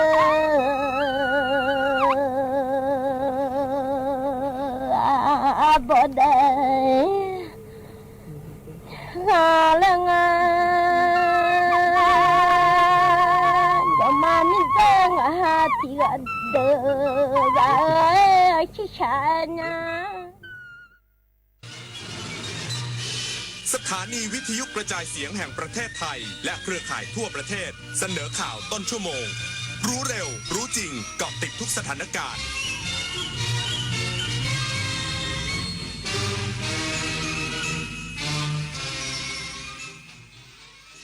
รับฟังข่าวต้นชั่วโมง 22 นาฬิกากับอานนท์นันตะสุคนครับ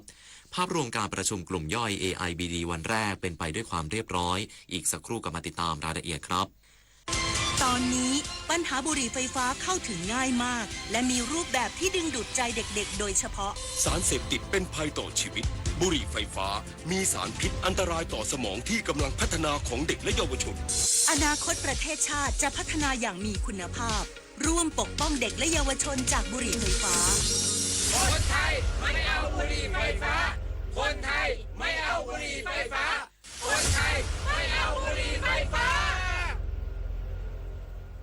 รู้ไหมว่าโรคพิษสุนัขบ้าติดต่อสู่คนได้และหากแสดงอาการแล้วไม่มีโอกาสรอดถูกสุนัขหรือแมวกัดข่วนหรือแม้แต่เลียบาดแผลอย่ารอช้ารีบล้างแผลด้วยน้ำและสบู่ให้สะอาดแล้วไปพบแพทย์ทันทีเพื่อรับวัคซีนป้องกันจำไว้วัคซีนช่วยชีวิตได้โรคพิษสุนัขบ้าป้องกันได้ถ้ารู้ทันและไม่ประมาทอย่าชะล่าใจถูกกัดถูกข่วนถูกเลียบาดแผลรีบฉีดวัคซีนทันทีคนไทยรักสุขภาพฟังทางนี้ขอเชิญร่วมออกกำลังกายสร้างสังคมสุขภาพดีกับโครงการแสนดลใจไทยทั้งชาติเดินวิ่งปั่นป้องกันอัมพาตครั้งที่ 11 เฉลิมพระเกียรติด้วยแนวคิดใหม่ออกกำลังกายเป็นนิสัยห่างไกลสโตรก No Stop No Stroke สมัครได้แล้ววันนี้ที่ wrb11.thai.run ถึง 31 สิงหาคม 2568 มาร่วมกันทำให้การออกกำลังกายเป็นส่วนหนึ่งในชีวิตประจำวันแล้วมาเดินวิ่งปั่นพร้อมกันทั่วประเทศ 2 พฤศจิกายนนี้เวทีสำคัญที่ผู้บริหารระดับสูงขององค์กรสื่อชั้นนำจากนานาประเทศในภูมิภาคเอเชียแปซิฟิกที่เป็นสมาชิก AIBD จะประชุมใหญ่สมัยสามัญประจำปีครั้งที่ 23 ภายใต้แนวคิด Media for People Peace and Prosperity เพื่อร่วมกันแลกเปลี่ยนมุมมองในการขับเคลื่อนนโยบายและการรับมือกับความท้าทายของสื่อระหว่างวันที่ 19 ถึง 21 สิงหาคมนี้ที่จังหวัดภูเก็ตภาพรวมการประชุมกลุ่มย่อย AIBD วันแรกเป็นไปด้วยความเรียบร้อยคณะกรรมการบริหารของ AIBD จะเสนอแนวทางการขับเคลื่อนแผนยุทธศาสตร์ AIBD ช่วงปี 2025-2029 ต่อที่ประชุมใหญ่พรุ่งนี้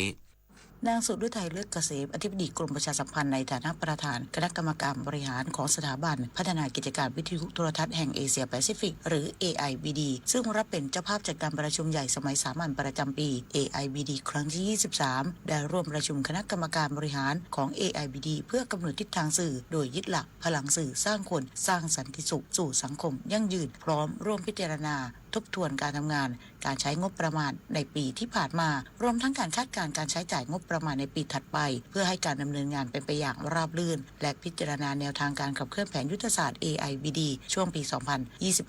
ถึง 2029 พร้อมข้อแก้ไขรายละเอียดเพื่อนำเข้าสู่การพิจารณาของที่ประชุมใหญ่ในวันที่ 20 สิงหาคมนี้นางสุฤทัยเลิศเกษมอธิบดีกรมประชาสัมพันธ์กล่าวว่ารู้สึกเป็นเกียรติที่ประเทศไทยได้รับเลือกเป็นเจ้าภาพจัดกิจกรรมสื่อระดับเอเชียแปซิฟิกในครั้งนี้นอกจากจะสะท้อนการยอมรับจากนานาประเทศแล้วยังเป็นโอกาสสำคัญที่ประเทศไทยจะได้แลกเปลี่ยนเรียนรู้กับสื่อใหญ่ระดับโลกเพื่อยกระดับมาตรฐานสื่อของไทยสู่สากลและร่วมเป็นส่วนหนึ่งในการกำหนดอนาคตของอุตสาหกรรมสื่อในระดับภูมิภาคเอเชียแปซิฟิกต่อไปนวพันธ์พรายพันธ์สวทภูเก็ตรายงานประเทศไทยและสิงคโปร์ร่วมการพัฒนาความร่วมมือด้านคาร์บอนเครดิตระหว่างประเทศเพื่อถ่ายโอนผลการลดก๊าซเรือนกระจกระหว่าง2ประเทศในการสร้างประโยชน์ทางเศรษฐกิจและสังคม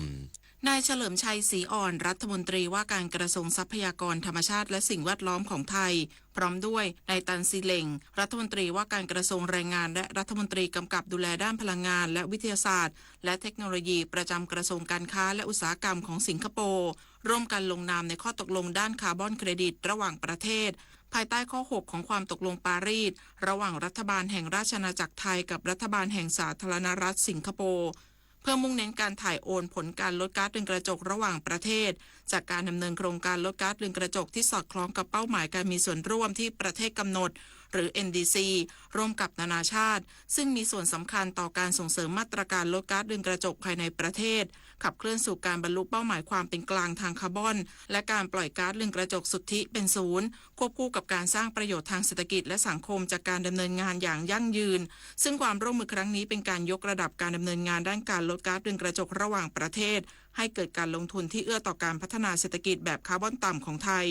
ผ่านโครงการที่ประชาชนจะมีส่วนร่วมพัฒนาอย่างหลากหลายทั้งด้านป่าไม้พลังงานสะอาดยานยนต์ไฟฟ้าและนวัตกรรมการดำเนินงานอื่นๆซึ่งจะสร้างโอกาสขับเคลื่อนการลดก๊าซเรือนกระจกที่มีคุณภาพและสอดคล้องกับมาตรฐานสากลในอนาคตโดยจะทำให้ไทยมีความพร้อมก้าวสู่การเป็นศูนย์กลางคาร์บอนเครดิตในภูมิภาคอาเซียนได้ในระยะยาวปิยาพันธ์ยังเทียนรายงานรักษาราชการแทนนายกรัฐมนตรีสั่งสคทช.ร่วมกับทุกกระทรวงที่เกี่ยวข้องเร่งแก้ปัญหาการพิสูจน์สิทธิที่ดินในเขตที่ดินของรัฐเร่งด่วนนายจิรายุห่วงทรัพย์โฆษกประจำสำนักนายกรัฐมนตรีเปิดเผยว่าที่ประชุมคณะรัฐมนตรีมีข้อสั่งการเรื่องการติดตามการดำเนินการพิสูจน์สิทธิการครอบครองที่ดินของบุคคลในเขตที่ดินของรัฐดังนี้จากการที่คณะรัฐมนตรีมีการเสนอในที่ประชุมคณะรัฐมนตรีเมื่อวันที่ 9 มกราคม 2567 ว่ากระทรวงมหาดไทยโดยการไฟฟ้านครหลวงการไฟฟ้าส่วนภูมิภาคการประปานครหลวงและการประปาส่วนภูมิภาคได้ผ่อนปลนให้ประชาชนผู้ได้รับทะเบียนบ้านชั่วคราวซึ่งออกให้กับที่อยู่อาศัยที่ปลูกสร้างขึ้นในที่ดินของรัฐโดยไม่ได้รับอนุญาตรวมถึงผู้ที่อยู่ระหว่างการพิสูจน์สิทธิ์การครอบครองที่ดินสามารถขอใช้ไฟฟ้าและน้ำประปาได้ในอัตราค่าบริการที่เหมาะสมนั้นโดยได้มอบหมายให้สำนักงานคณะกรรมการที่ดินแห่งชาติเร่งรัดขั้นตอนในการพิสูจน์สิทธิ์เพื่อแก้ไขปัญหาในระยะยาวตลอดจนกระทรวงการคลังกระทรวงทรัพยากรธรรมชาติและสิ่งแวดล้อมกระทรวงมหาดไทยสภาพัฒน์ได้มีความเห็นสนับสนุนการดำเนินการดังกล่าวศักดิ์สิทธิ์ประดับสินรายงานจบข่าวอานนท์นันตะสุคนอ่านรับฟังข่าวครั้งต่อไปเวลา 23:00 น.ติดตามข่าวที่นำเสนอไปแล้วได้ที่ www.thainews.prd.go.th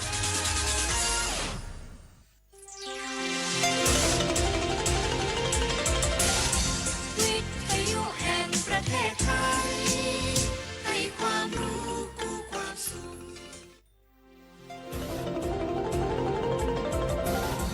วิทยุแห่งประเทศไทย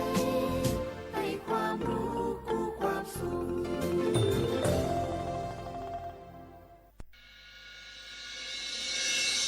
สถานีวิทยุกระจายเสียงแห่งประเทศไทยจังหวัดเชียงใหม่ AM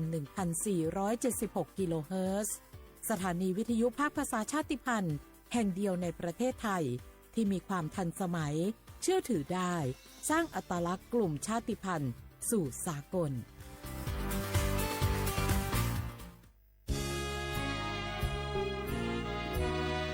พระบารมีปกเกล้าเพื่อปวงชนชาวไทย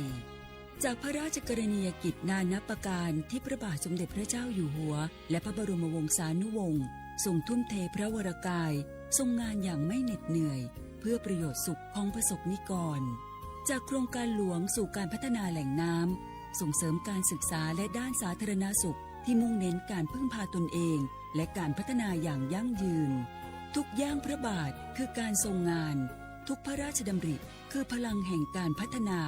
เพราะประชาชนคือหัวใจของแผ่นดิน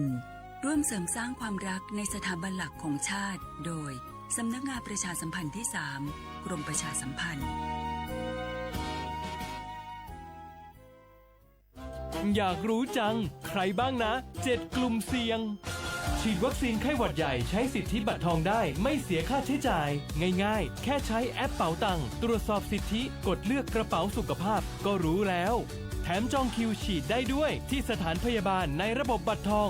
รีบๆกันหน่อยนะแค่ถึงเดือนสิงหาคมนี้เท่านั้นสิทธิสร้างเสริมสุขภาพและป้องกันโรคดีกองทุนหลักประกันสุขภาพแห่งชาติหรือบัตรทอง30 บาทสอบถามเพิ่มเติมที่สายด่วนสปสช1330ตลอด24ชั่วโมง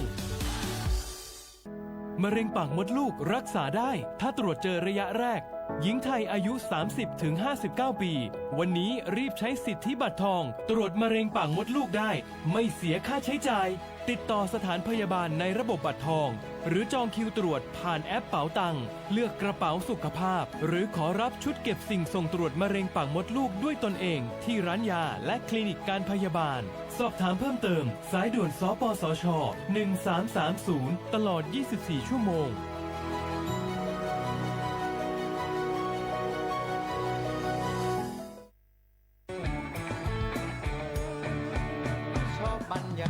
มาพี่ชนแม่วันนี้ปาร์ตี้กันให้สุดๆกันไปเลยจัดไปไหมเมาไหมครับหรอพ่อกลับบ้านได้แล้วเดี๋ยวพรุ่งนี้ก็ต้องไปส่งลูกไปโรงเรียนแต่เช้าอีกจะดื่มอะไรนักหนาเนี่ยนะตื่นไว้อยู่แล้วอะไรกันนักกันหนาขอสนุกกับเพื่อนหน่อยดิเหนื่อยมาทั้งวันแค่นี้นะพี่ไปร้านอื่นต่อไปก็ไปพี่ทำไมรถคันนี้มันขับช้าจังเลยอะแซงไปเลยพี่แซงไปไฟแดงก็พาไปเลยพี่ตรงเนี้ยมันไม่มีกล้องไม่โดนจับชัวร์เอาวะไปก็ไปเฮ้ยพี่ระวังรถบนท้องถนนการตัดสินใจพลาดเพียงครั้งเดียวอาจไปถึงความสูญเสียอย่าให้ความสนุกเพียงชั่วครู่กลายเป็นความเศร้าชั่วชีวิตด้วยความปรารถนาดีจากสำนักงานประชาสัมพันธ์ที่ 3 กรมประชาสัมพันธ์ฝนตกหนักน้ำท่วมภัยธรรมชาติที่เราหลีกเลี่ยงไม่ได้แต่เราสามารถเตรียมตัวให้พร้อมเพื่อความปลอดภัยของทุกคนในครอบครัวได้ก่อนน้ำมาเตรียมตัวให้พร้อมเก็บของสำคัญขึ้นที่สูงเช่นเอกสารสำคัญเงินสดและสิ่งของจำเป็นอื่นๆและถ้าหากบ้านอยู่ในพื้นที่เสี่ยงให้ติดตามข่าวสารจากทางราชการอย่างใกล้ชิดเตรียมไฟฉายแบตเตอรี่สำรองวิทยุสื่อสารและยาสามัญประจำบ้านไว้ให้พร้อมและอย่าลืมตรวจสอบเส้นทางอพยพที่ใกล้ที่สุดด้วยขณะเกิดน้ำท่วมอย่าเดินฝ่าน้ำที่ไหลแรงหลีกเลี่ยงการสัมผัสกระแสไฟฟ้าและหากต้องอพยพให้ปฏิบัติตามคำแนะนำของเจ้าหน้าที่อย่างเคร่งครัดเมื่อภัยผ่านพ้นตรวจสอบความเสียหายของบ้านและทำความสะอาดเพื่อป้องกันโรคที่มากับน้ำท่วมเตรียมตัวให้พร้อมก่อนภัยมาถึงเราจึงจะปลอดภัยด้วยความปรารถนาดีจากสำนักงานประชาสัมพันธ์ที่ 3 กรมประชาสัมพันธ์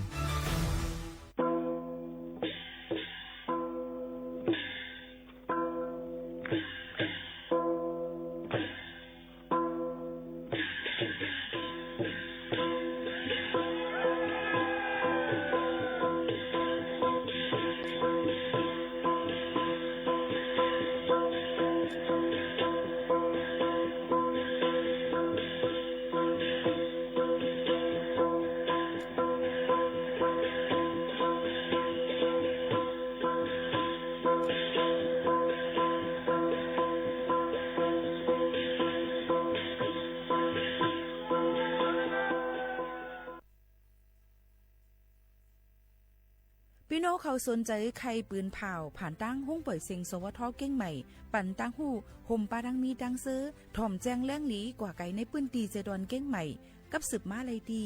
สวทเก้งใหม่หมายฟ้น053-276-068และ092-246-8579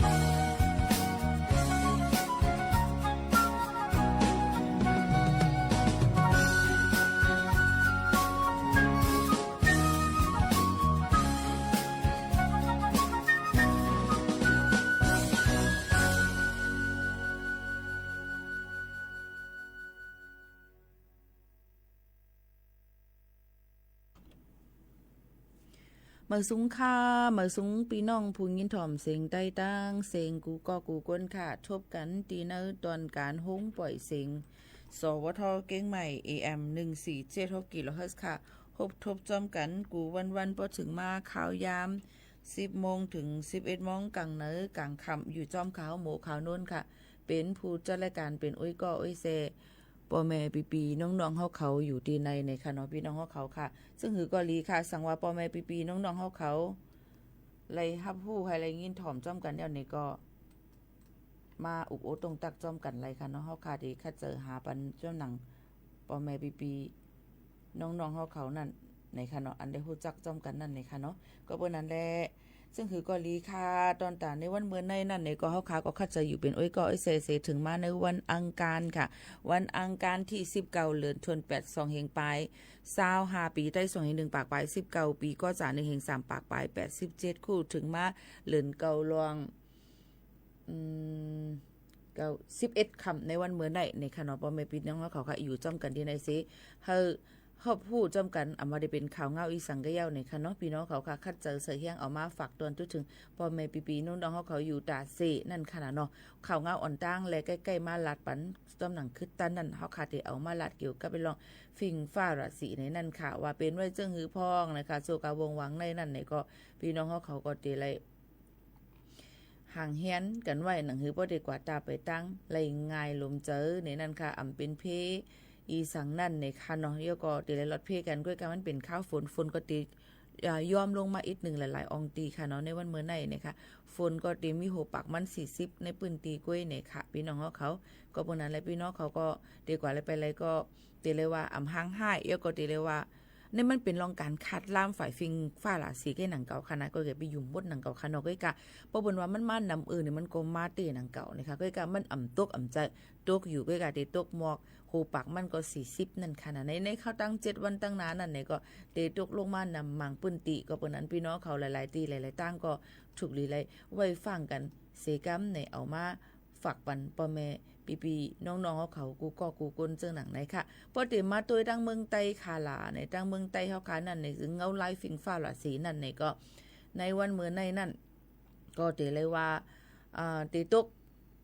ต้นตี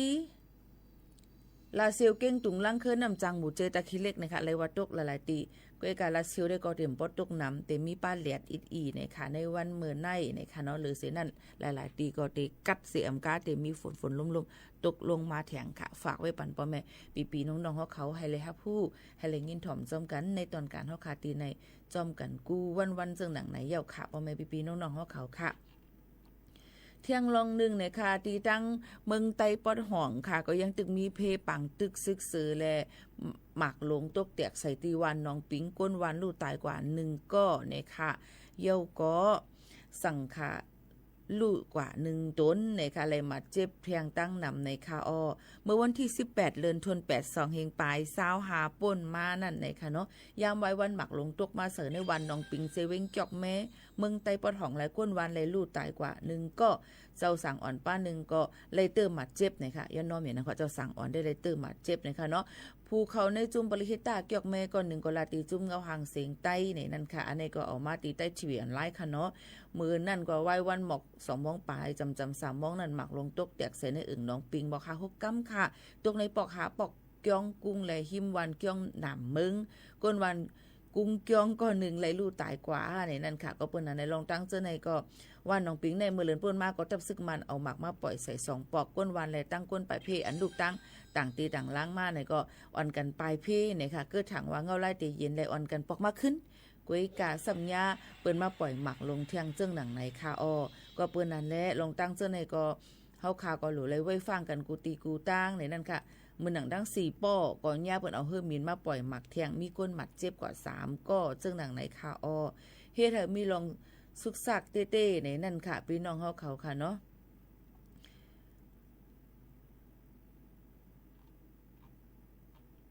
วันเฮาเมืองเฮาก็อ่ำเนมเศร้าไล่นั่นค่ะเนาะเป็นเพหลงในนั่นค่ะไหลลองไหลอันเต้ๆเหมือนว่าเตเป็นตั้งตีหมอขี้เมืองย่างหลงเมืองย่างเหลียงเจ้าในก็ตึงยาเปิ้นมาเอาหมากปล่อยใส่แทงเหมือนกันเฮ็ดให้พี่น้องหลายๆตีหลายๆตั้งไหลออกไปผัดเพเฮิรนเยมาสิไหล มาเหตุการณ์ต่างตีต่างแหลนเนี่ยนั่นค่ะมันก็กว่าดังเมืองเขกว่าดังมาเลเซียกว่าดังสิงคโปร์กว่าดังมาดังเมืองไทยเต็มเจอในค่ะเนาะมีลองตั้งหยาบคันเจอตั้งนำตั้งหลายกวยกาลองตั้งเจอในอันเฮาคาเป็นเสียงอยู่กึ่งกลางเซไลสืบปืนเพปันพี่น้องเขานั่นในพี่น้องเขาจะเจออันทอมให้ถ่อมเงาถ่อป้ายถ่อมลีๆเนี่ยค่ะมันก็ในมือล้วนเนี่ยค่ะเนาะตั้นถ่อมเมียวตัวลิงามวันนั้นว่าในนี่อันนี้อย่าไปฮาเลปีนเนี่ยค่ะมันได้ซุ่มข้าวยามเฮาคาซุ่มข้าวยามพี่น้องเสียมก้าบ่เฮาขำเอาใส่ใจในพี่น้องเขาตีคือนั่นขนาดเนาะก็เปิ้นนั้นแหละ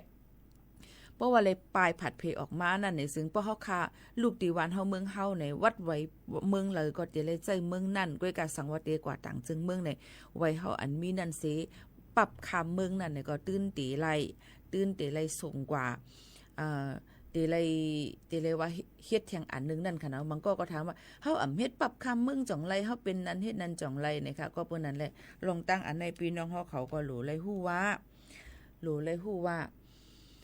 มันไล่ตีเลยมีปรับคำเมืองก่อนจังนั้นนะคะเพราะเฮาอยู่ดังเมืองโฮมตูมเมียนมาเฮาคาก็ตีไล่เพราะอยู่ดังเมืองโฮมตูมเมียนมาเฮาคาก็ตีไล่เฮ็ดปรับคำเมืองสีเหลืองนั่นมาเทียงซึ่งหนังไหนค่ะพี่น้องเขาค่ะก็เปิ้นนั้นลองตั้งอันไหนก็อย่าไปลืมค่ะนะว่ามันเป็นลองตั้งอันลำลองเต้ๆในนั้นค่ะเนาะซึ่งหนังไหนค่ะลอกไล่ตีมีเทียงซึ่งหือเทียงก็เปิ้นนั้นในย่ำพ่องแต่เร็วเปิ้นก็ใส่เฮียงปันตอนตาก้นจะเจออันมีวัดไว้อันเก่าอันต่อเย่าไปเย่าโตนั่นในค่ะเนาะอันต่อไปเย่าโตในก็ให้อ่อนกันคัดเจอในนั่นค่ะกว่าต่อวัดต่อไว้กันให้เย่าโตหนังหือบ่ดีคือตั้นหนังหือบ่ดีแคมแลบนั่นในค่ะเนาะก็เอามาฝากปันพ่อแม่ปีๆน้องๆเขาเจิงหนังในค่ะพี่น้องเขาค่ะหรือใจถ่อมด้วยเพียงความก่อนเพียงความวงวันในค่ะหาใน YouTube ในมันเสิร์ชจึงหือก่อมหันวงว่ำว่าวงวันว่าจัดกันก็อย่าแจกกันก็อย่ามันเสิร์ชหาหันค่ะเนาะฮู้ว่าเดเลยใส่ซื้อจึงหือในมื้อหนังคานี้กว่ามื้อไกลในนั้นค่ะย้อนเปิ้นนั้นแหละใน YouTube ในสังเจอว่าปีน้องเขาติเฮ็ดไว้เป็นช่องของตัวเจ้าเก่านั่นในจึงพี่น้องเขาเตเลยใส่ลีอังกฤษอันที่1 2เตเลยใส่ลีกไทย3เตเลยใส่ลีกใต้ลีกเคใส่การนำค่ะย้อนบ่ว่าก้นต่างตีต่างเรียนเปิ้นติเสิร์ชหาเฮาเพียงความเฮามันติง่ายก็ในบ่เฮาว่าเฮาเป็นใต้แหละใส่ใต้อันเหลียวก้วยนี่มันติหายากมื้อหนังสังจอรีในห้องสูงในก้วยเปิ้นปันลงฟอนใต้เลยค่ะก็จังป้อเฮ็ดหือนั่นค่ะเนาะก็บ่นั้นเป็นปัญหาใหญ่ลงดอนดัดอีกซอกหาเพียงความไว้ในค่ะพี่น้องเขาบ่ได้มาด้วยว่าความไทยเตรียมมาหือนะเพราะเตรียมผิดกันกว่าอิดอีกล้วยกอในก็มันก็หันเยี่ยวค่ะพี่น้องเขาก็เปิ้นนั้นเลยค่ะใส่เจอในนั่นค่ะใส่เจอว่าติเลยเฮ็ดหือลินั่นคือเปิ้นบ่ได้เข้าถึงเฮาคาไลน้ำนั่นในใส่บ้าลิอังกฤษลิกใต้ลิกไทยลิกเคลิกมาในใส่ว่าคาราพี่น้องเขามันเป็นสังในค่ะนะนั่นแต่เหลียวหาเนี่ยมันเป็นช่องของเปิ้นไงค่ะนี่แต่เหลียวเนี่ยมื้อวันนั้นยังหาหนูมื้อเหลียวหามหันเนาะค่ะนะหามหันพูดที่เอาเพียงความซึ่งหือเปิดปันในค่ะเนาะค่ะก็เตรียมทั่วเนาะในค่ะนะก้วยกะตาเหลียวก็หามหันก็เอาเพียงความต่างก็มาเปิดต่างเต้นหาเลยยินถ่อมจ้อมกันกว่าก่อนในค่ะเนาะพี่น้องเขาค่ะสืบหรือเจอถ่อมด้วยเพียงความอันที่อันห่างเฮียนเลยตัวตั้นนั่นสิเอามาฝากปันพี่น้องเขาให้เลยยินถ่อมก่อนค่ะนะพี่น้องเขาค่ะสืบถ่อมก่อนค่ะ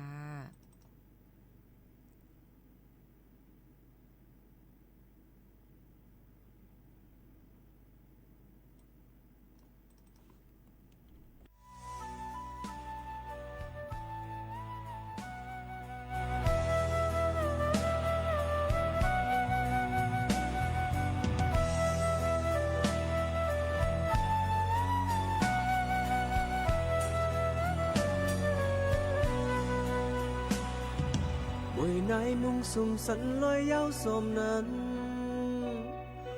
หมอกก่อนปงกีกูตีโปแหลงคอนน้ำเคสลองไหลเพ่งความหวานนกอ่อนเข้าหมอปาน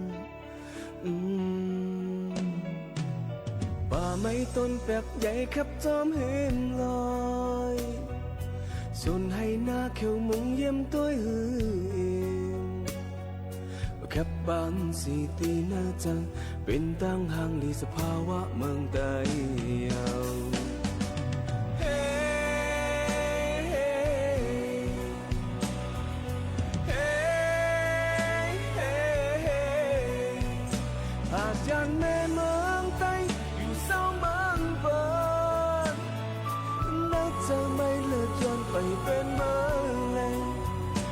เป็นคือกาหึงก็คือปันไหลลงกาเจนจะเล็กคอคงอยู่ยันวันเมืองไต้กุ่มตกน้ำตาคุกทลายใครเจอถึงหน้าโปตั้งแม่เจอถึงพี่น้องอ้อยก็อีกก็หักใจข้ามาเฮิงยาว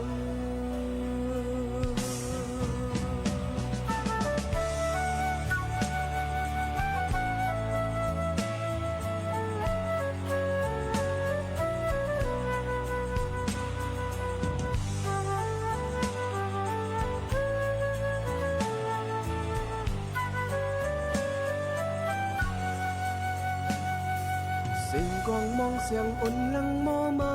ยาวเมาเศร้าโจกันอ่อนเข้าป้อยปีมานุ่งโคไตเสพร้อมแหงกันเป็นต่างห่างลีลีฮักทงไตยาวเฮ้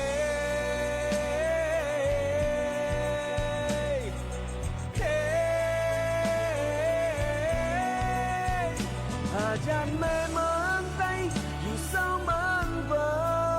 นนักจะไม่เลิกจนไปเป็นเมื่อแลเมืองเปิ้นคือกาหึงก็คือปันไหลลงกาเจนเธอเล็กคอ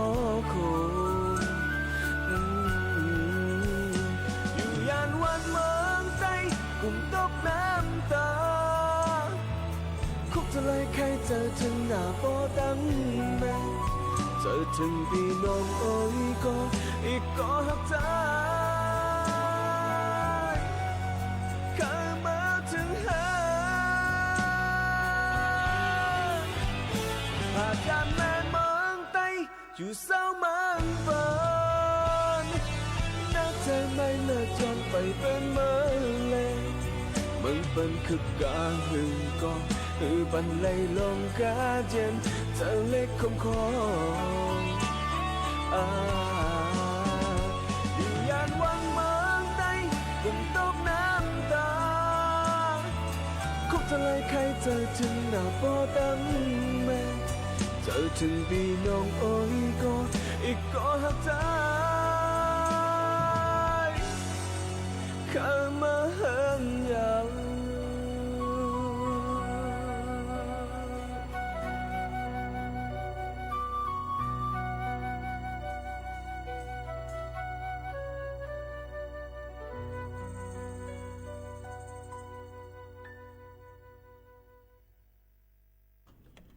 อ๋อค่ะเจอถึงเมืองใต้ในค่ะหนึ่งเพลงความค่ะเอามาฝากปันพี่น้องเขาให้เลยยินถ่อมจ้อมกันในตอนการเฮาค่ะกูว่าเนี่ยค่ะเพลงความก่อจ้อมหนังพี่น้องเขาย้อนมาอันเปิดอะไรก็เปิดอำตันวักตาวหาอะไรนั่นเนี่ยก็เลยเปิดกว่าจ้อมหนังอันปองเป็นและอันมีไว้ก็เปิดว่ามันมีนำเน้นเพลงความที่ไหนเพราะว่าเป็นเพลงความหล่ำเสียงไทยดีกว่ามันจังเปิดค่ะนะเหมือนจะเนี่ยก็อะไรเนาะอย่าก็ตั้งสามหัวใจตั้งหักอันย้อนใกล้ๆย้อนมาก่อนอะไรในกล่อมไรนะก็บอกว่าเป็นเสียงไทยเพราะเสียงไทยคงปล่อยเสียงเขาอยู่เมืองไทยอย่างใจเพราะเขาคาดีกาเอาเพียงกว้างเหมือนนั่งคำนวงเขาว่าใจใส่เมาใจเราใส่เขาก็เตรียมออกเสียงลำไทยน่ะหักเหมือนน้องมีเพออันนั้นน่ะนั่งคำนองแรงห้องไว้ดื้อก็อ่ำไรนะอย่างไรเนี่ยพอเปิดกว่าเย้าเนี่ยจึงย่าไม่ตามเงิน 20,000 บาทยาลิขสิทธิ์ยาก็ปีไรมันยาหลายรองหลายอันเนี่ยค่ะนะก็พวกนั้นข้าจังว่าเป็นในไต้เฮาคาในซับในพวกเฮาคาที่เอาสมัครว่าซื้อเพลงความมาล่ะเลยร้องเพลงความอินกันนะก็ซื้อเพลงความมาอะไรแต่1ปี2ปีว่ะเฮ็ดออกปันขว้างเฮ็ดปัน MV เฮ็ด YouTube เฮ็ดอีหังไรในเขาตั้ง1ปีว่ะอ้าวเฮาหิได้จดลิขสิทธิ์แล้วล่ะตรงนั้นก็แม่เมื่อหนังตัวแตกยิ่งหมกเขานั่นก็ซื้อความก็ในมาเนี่ยแหละก็นึงมาเนี่ยวงวันนี่แหละซื้อวงวันมาค่ะมันก็เปิ้นก็ได้ปันค่า1ปีค่ะก็เปิดเพราะค่ะก็ใส่ลิขสิทธิ์ค่ะก็มาแทงปีมาเปิ้นนำใครฟังเพลงไหนก็ดึงเดี๋ยวมาใส่ทำตีคือค่ะล่ะพวกนั้นตอนดาผู้ขายความเพลงไต้ในหรือเลยวนสอนกว้างๆเนาะมันก็กะตอนไหนยิ่งหมวกเขาโน่นเนี่ยก็บ่มันนำมี 2-3 ก็มันรีทอมมาค่ะนะเพลงความอันที่ห้องเหี่ยวอันเก่าห้องใหม่ว่าเพลงความออกใหม่ปี2025ก็เป็นเพลงเก่าเองก็เพลงความออกใหม่ปี2026ก็เป็นเพลงความเก่าอันเปิ้นห้องเหี่ยวเองเก่าก็บ่นั้นสังเจอว่าเสียงเฮานั่นมันอ่ำลีเลย หรือเฮงเอาตื่นวันเต้ๆเนี่ยอย่าไปซื้อมาห้องฮะมันเดเฮ็ดให้ยาเปิ้นหลาเปิ้นว่าพี่น้องใต้เฮาขาหมอซี่หมอนี่นั่นค่ะเนาะเพราะว่านั้นลองตั้งอันไหนหรืออะไรฮู้ว่านำกัดตัวเจ้าเก่าเสียงตัวเจ้าเก่า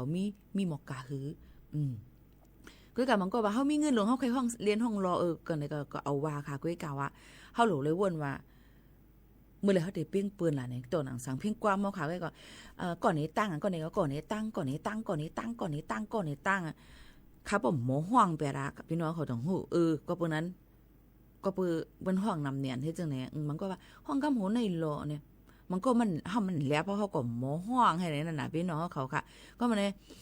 เป็น1เพลง1โหในห้องเป็น5 6 7ก็บางอันนะในลูกในฮักใจก็เร็วก็ในลูกฮักใจก็เร็วในลูกในฮักใจก็เร็วติ๊กๆค่ะเนาะสังเจอว่ากับห้องเพลงความเปี่ยวมวลนี่นั่นห้องได้ว่าเนี่ยก็ซื้อมาเสียหลายเงินค่ะเงินก็เสียง MV ก็เสียงอีสังก็เสียงกะเฮ็ดอีหยังก็เสียงจังเนี่ยก็เปิ้นนั้นสังเจอใครห้องเพลงความในห้องออกมาอันเหม่อๆพี่น้องเขาอันนั้นก็เพลงความอีหังที่เปิ้นปอกไอ้ห้องนั่นนี่พี่น้องเขาจริงๆเปิ้นก็ติว่าอันนี้มันยามยินเนาะหึงมื้อไหนน่ะเนี่ยค่ะอันนี้ก็ลัดเลยลองตั้งเพลงความพี่น้องใต้เฮาคาเนี่ยมันก็มันเรียกเหมือนตั้งเฮาเหมือนเจิงว่าหัวใจไก่โคเนี่ยผู้หญิงออกมาห้องเลียดไม่พ้นตกหน้าอกกังจองสำยานำลงหัวใจน้องเนี่ยหาบเอาถึงตายก็มาหาบถึงตายเลยเหรอสู้ลัดไรก็สุ่มเฮ็ดอะไรอย่าไปเฮ็ดก็บ่ได้ว่าสิเป็นก้นหยอกแลนก็บ่นั่นแหละบางมิวมามันเป็นมันใจเฮาเอาปุ้นพ่อนไรเฮาก็ลาดในเหมือนตั้งเฮาคากว่าหยอกเลียนปืนกุ้ยจังไหนก็บ่นั้นม่วนไปวนขากันไปวนส่วนตัวก็อย่าไปวนนำอันนี้คาลาดนี่ลอนตาไปวนขานั่นกุ้ยค่ะเนาะพี่น้องค่ะก็นั่นแหละอันใดที่มาอันพ้นใจมาห้องก็มันก็เรียบค่ะมันก็ว่ายุ่มลาน้องนางพี่ใจนี่มันกิ่งไม้คือแบบห่ำจังเอาตัวเจอจัดปานเฮาเนี่ยผาก็จอมกวนใจกวนอันนี้ไปวนส่วนตัวค่ะคาทิรัตนี่ตัวอย่างไม่คำว่าข้างไผนะตัวอย่างมันคาลาดนี่อย่างนี้คัตตันวนเลยก็บ่นั้นแหละคนใจก็หลเลยมีลองแก่นเคียงดอนดาดีลูกฮับคว้างว่าก็ปิดตัวก็เลยก็ลุ่มล่าสุดเลยจังไหนให้ห้องกว้างออกมาจังไหนนำค่ะนะใจว่าเฮาในกวนพันเหมือนเขาว่าเฮาเหมือนใน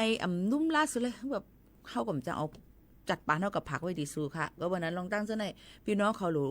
วนหันหลูเลยมีลองตั้งคุยหันนำลองเพียงความเนี่ยมันจะว่าใครห้องอะไรหรือเลยวนว่าจังนั้นจังไหนป้าเนี่ยกวนถอมมันมีหลายจันทานค่ะใจเพราะว่าต่องแต้งเฮาฮักสู้ๆเฮาไหนก็อึดไรอยู่ก้อยกะหนังหือมันบ่ติดขึ้นกราฟนั่นเฮาคาโลเลยวนสอนไกลค่ะพี่น้องเขาจังไหนค่ะน้องพี่น้องอันนี้เป็นป้ายวนส่วนตัวอันไหนลีก็เอาอันไหนลีก็อย่าไปเอาเดี๋ยวก็อย่าไปให้มีลองตั้งดราม่าเกิดขึ้นมาอันนี้หลัดนี้ลองตั้งมันกุ้ยในนั่นค่ะพี่น้องเขาค่ะกำไนในนั่นค่ะพี่น้องเขาถามมาว่าจะเจออันกว่าย้อนเฮ็ดวัดไว้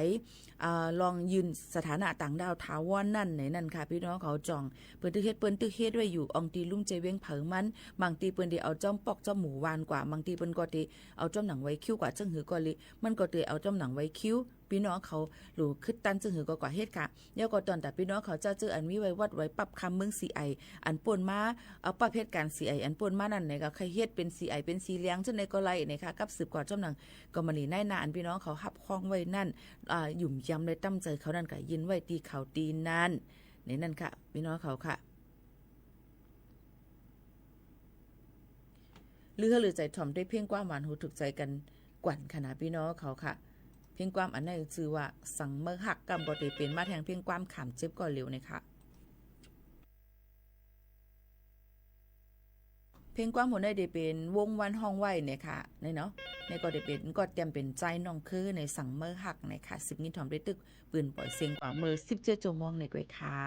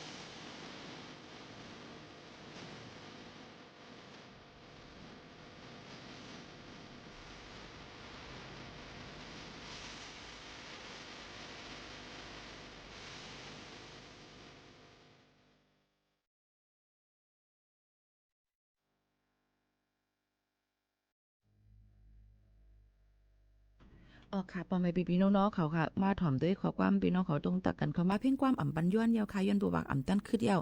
กำบ่เปิดอ่ำตั้นขึ้นพี่น้องเขาได้เจอลำไส้กำลงไว้ให้ในค่ะเนาะก็เปิ้นนั่นแหละลาดก็รู้เลยลาดในนั่นขนาดไหนข้าเฮาเตก่อเฮ็ดเหมือไม้ยาวค่ะพี่หมูลองวัดไว้เตเรียบร้อยยาวค่ะอ๋อวัดใหม่ในตั้นยาวอะค่ะ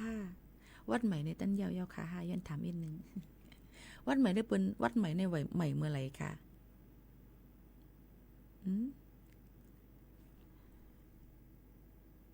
ใครย้อนความใจแสเมาเมืองใต้ค่ะปีโมอ่ะอ๋อลูพี่เลี้ยงหายกว่าแล้วยอดดอกปันพองอ่ำหู้ค่ะนะอ่ำหู้เหมือนกันค่ะฮักอ่ำมีเสียงได้อ่ำตั้นไรยอนอฮักอ่ำมีเสียงอันต่อไว้ปีกายก็ยาวค่ะโอ้ไว้แก่ค่ะล่ะเฮ็ดจอมก็มานี่อันไรค่ะอัตราเหลียวเปิ้นที่เฮ็ดปันตอนดาก้นจะเจออันเฮ็ดไว้ปันอันเป็น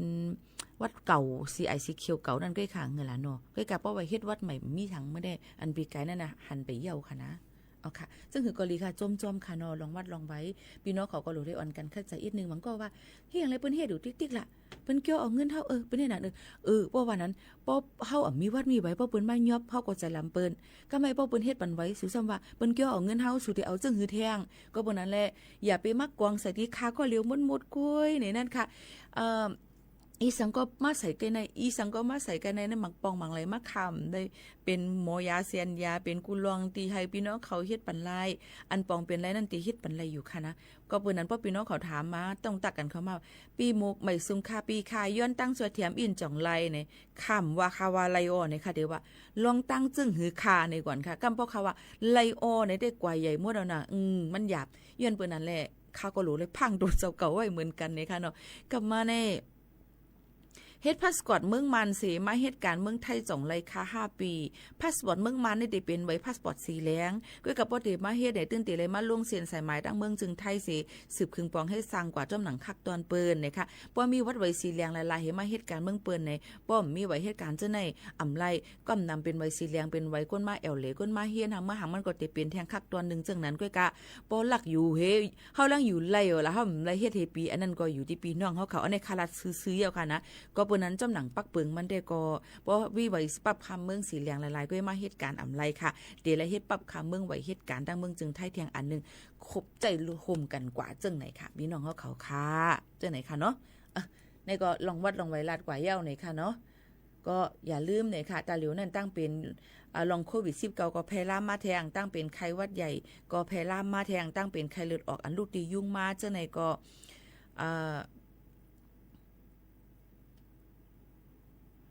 เดมีมานำก้นเจ็บก่อนำในนั้นค่ะหรือเลยฟังกันไว้กูก้นอย่าไปให้เฮิรนเย่หกข้ามอย่าไปให้มันมีน้ำน้ำนองน้ำขังในข้าวฝนในนึงแค่หนูเลยฟังกันไว้อย่าไปกะเล่นน้ำอันบวยหังก็จังเป็นเจ็บเย็นก็จังเป็นตาเจ็บตินหอตาแหลงเจ้าไหนค่ะเนาะเนื้อหนังคมๆไกลๆเจ้าไหนค่ะก็เพราะนั้นไก่เพ่ก็หลูไรแวเพ่ค่ะฝากตอนทุกถึงกันกูก็เลยตั้งกินก็หลูไรกินปันอันมันมีอาหารเต็มทวนเนื้อนมไข่ปลาพะเยอะนั่งเขียวสีแหลงน้ำให้อิ่มเต็มแล้วก็นอนรับอิ่มเต็มค่ะพอเฮาคานอนรับอิ่มเต็มนั้นเฮาคาเตเฮ็ดให้เฮาคาออกก็เต็มป้อปั่นลีเตเงาสุรับสุดนอนขี้มุกเตย่อยเนาะเปิ้นลาทางก็ปองค่ะเนาะมึงกวางไว้เทิงเนื้อลงไว้ในค่ะนะโยก็เนื้อหนังเฮาคาตีเหี่ยวเลยง่ายค่ะก็เปิ้นนั้นพี่น้องเขาตีสุดมันก้นนึงก็6 ถึง 8 ชั่วโมงตีเลยนอนรับปันอิ่มเต็มค่ะก็กะปานแต่เร็วในเป็นเก้านอนลึกเสมกาเป็นป้าอ่ำรับอ่ำนอน3-4ขึ้น 3-4 วันก็เป็นไรอันในนึงแค่หนาเพราะว่ากินน้ำป่นตีกินลองยาเมากำในเพราะว่ากินน้ำป่นหรือสิแห้งกำขามตัวเฮาคาเป็นนั่นเนี่ยตีจังเฮ็ดให้เฮาขานั่นเนี่ยค่ะช็อกแล้วก็ถึงอาสักสายใจไล่หันอยู่คือเนี่ยนั่นค่ะมันก็สุดเคว่ายาเคยาอียาไออย่างเช่นไหนก็เป็นยาเมากำตั้งหมดค่ะแฮปปี้วัดเจ้าไหนหรือเลยฟังกันไว้ค่ะเนาะฝากฟังไว้ปั่นกูก้นจอมแต่เหลียวตั้งเบิ่งจึงไทยก็เปิ้นกวาดล่างผิวปัดผิวมุ้ยแปดในนั่นค่ะหนังหือบ่ได้มีนั่นเฮ็ดให้หลายๆตีหลายๆตั้งก็เปิ้นเข้ากดจัดกดทัดนำหลายเตๆว่าเกี่ยวกับไปลองยาเมากำในมันอ่ำปันลีเนี่ยฝากฟังไว้ปั่นกูก้นซุมเงินซุมตองเสอ่ำกาซุมบาไว้ก็โอยเสซุมบานาการแทงเจ้าในลูกกวนนี่ค่ะเนาะฝากไว้ปั่นค่ะ ขามเจ็บก็เร็วไหนมีพี่น้องเขาย้อนกันเข้ามาหลายตีหลายตั้งเหมาโรงแรมตั้งภูเก็ตก็ย้อนมาโทรกับสืบมาเมื่อไกลแล้วก็เที่ยงหลายตีค่ะเนาะสืบยินถ่อมจอมกันขาดใจเสีย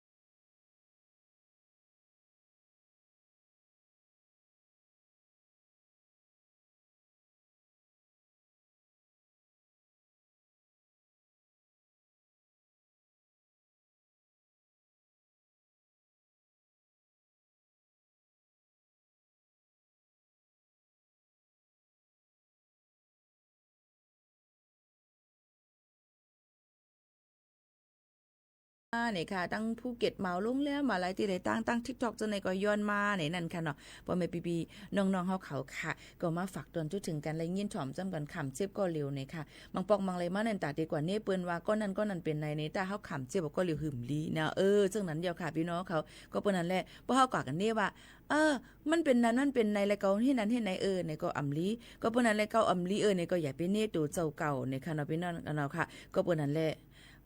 อย่าเรียนตัวเจ้าเก่าค่ะนอนนั่นรับคำเรียนค่ะคำมีใจหักเดียวค่ะน้องในลัดกันในห้องปล่อยเสียงเอาค่ะนะถ่อมค่ะพี่น้องเขาก็เปิ้นนั่นแหละเฮาค่ะก็มาฝากไว้ปันพ่อแม่พี่น้องเขาก็อันไรลีก็เอาอันไรเมาก็แปดในขณะพี่น้องเขาค่ะ10ยินถ่อมด้วยเพียงความกันเที่ยงกันค่ะ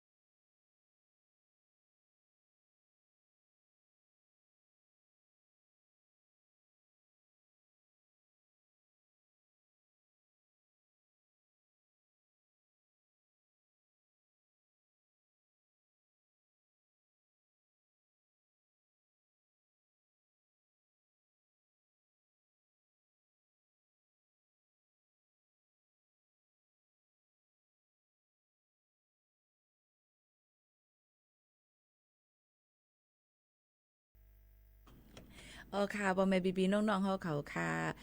ตาเหลียวในตั้งเป็นอันแพร่มาใหม่เทียงอันลีโกยก็หลูเลยฟังกันไว้คือลอยไปเป็นตั้งเป็นซิฟิลิสตั้งเป็นหนองในติดจับกันเลยลองโฮมห้อมสองกันยิงใจลองตั้งอันนี้ฟังกันไว้จอมเนี่ยค่ะพี่น้องเขาค่ะตาเหลียวในคายย่ำหู้เลยบางปอกมาในมีลูกมีเมยก็สมามีทำขึ้นมาเอาโพเทียงต่างเดียวค่ะว่าใครลีกูเปียแล้วค่ะกาปานตะเหลียวในค่ะนะห้ามหู้เลยว่าโพเขาในเด็กกับเป็นเมย์เปิ้นเมื่อแล้ว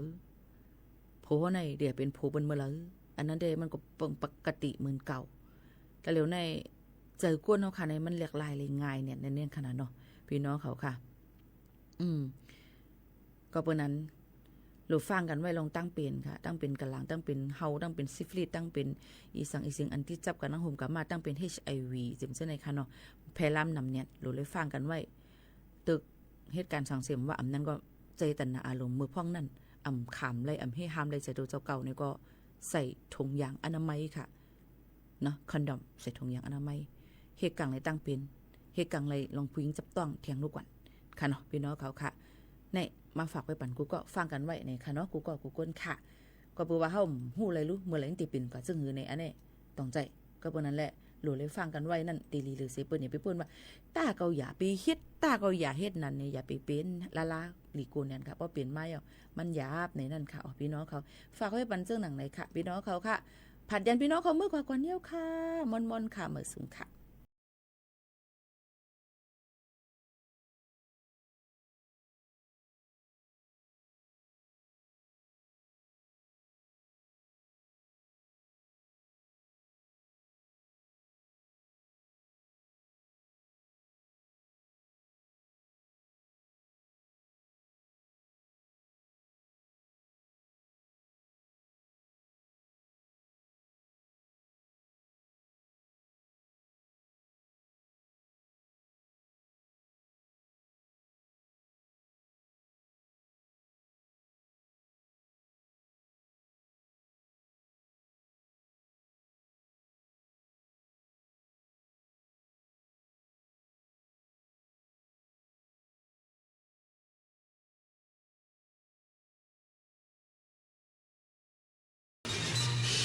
สถานีวิทยุกระจายเสียงแห่งประเทศไทยและเครือข่ายทั่วประเทศเสนอข่าวต้นชั่วโมงรู้เร็วรู้จริงเกาะติดทุกสถานการณ์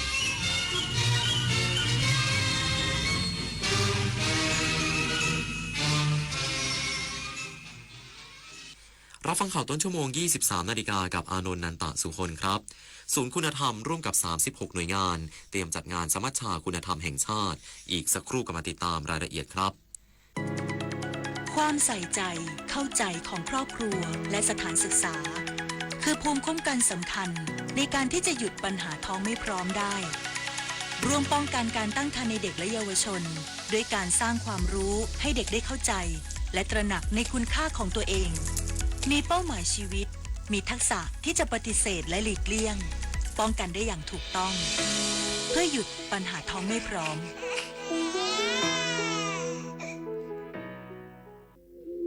อาชญากรรมออนไลน์ความท้าทายและโจทย์ใหญ่ของประชาคมอาเซียนที่ต้องผนึกกำลังกันรับมือภัยไซเบอร์ในภูมิภาคผ่านกรอบความร่วมมือสู่โรดแมพ 4P Preventing ป้องกันการแทรกซึมขององค์กรอาชญากรรม Pursuing นำคนผิดเข้าสู่กระบวนการยุติธรรม Protecting ปกป้องเหยื่อและกลุ่มเปราะบาง Promoting เสริมพลังความร่วมมือทุกระดับร่วมสร้างภูมิภาคที่ปลอดภัยไร้พรมแดนและเข้มแข็งไปด้วยกันอายุเข้าเลข 6 แล้วจะเริ่มต้นอาชีพใหม่ได้ไหมนะได้สิครับผู้สูงอายุ60 ปีขึ้นไปที่ยังมีไฟสามารถกู้ยืมเงินทุนประกอบอาชีพกับกองทุนผู้สูงอายุได้ไม่เกิน 30,000 บาทต่อคนหรือ 100,000 บาทต่อกลุ่มผ่อน3 ปีไม่มีดอกเบี้ยพร้อมก้าวสู่การเริ่มต้นอีกครั้งอย่างมั่นคงดีจังเลยแบบนี้จะได้เปิดร้านเล็กๆอย่างที่ฝันไว้สักทีเงินทุนปลอดดอกเบี้ยกับกองทุนผู้สูงอายุสอบถามเพิ่มเติมได้ที่กรมกิจการผู้สูงอายุ1300เยาวชนคือพลังสำคัญในการขับเคลื่อนอาเซียนไปข้างหน้าประเทศไทยพร้อมสนับสนุนเครือข่ายเยาวชนอาเซียนให้แข็งแรงเป็นมิตรและรวมพลังด้วยการสนับสนุนเครื่องมือดิจิทัลและพื้นที่ให้เยาวชนได้แสดงออก ลงทุนในโครงการพัฒนาเยาวชนสนับสนุนความร่วมมือข้ามพรมแดนและส่งเสริมการเข้าถึงการศึกษาทักษะสำหรับอนาคตอย่างเท่าเทียมเยาวชนอาเซียนคือพลังสร้างอนาคต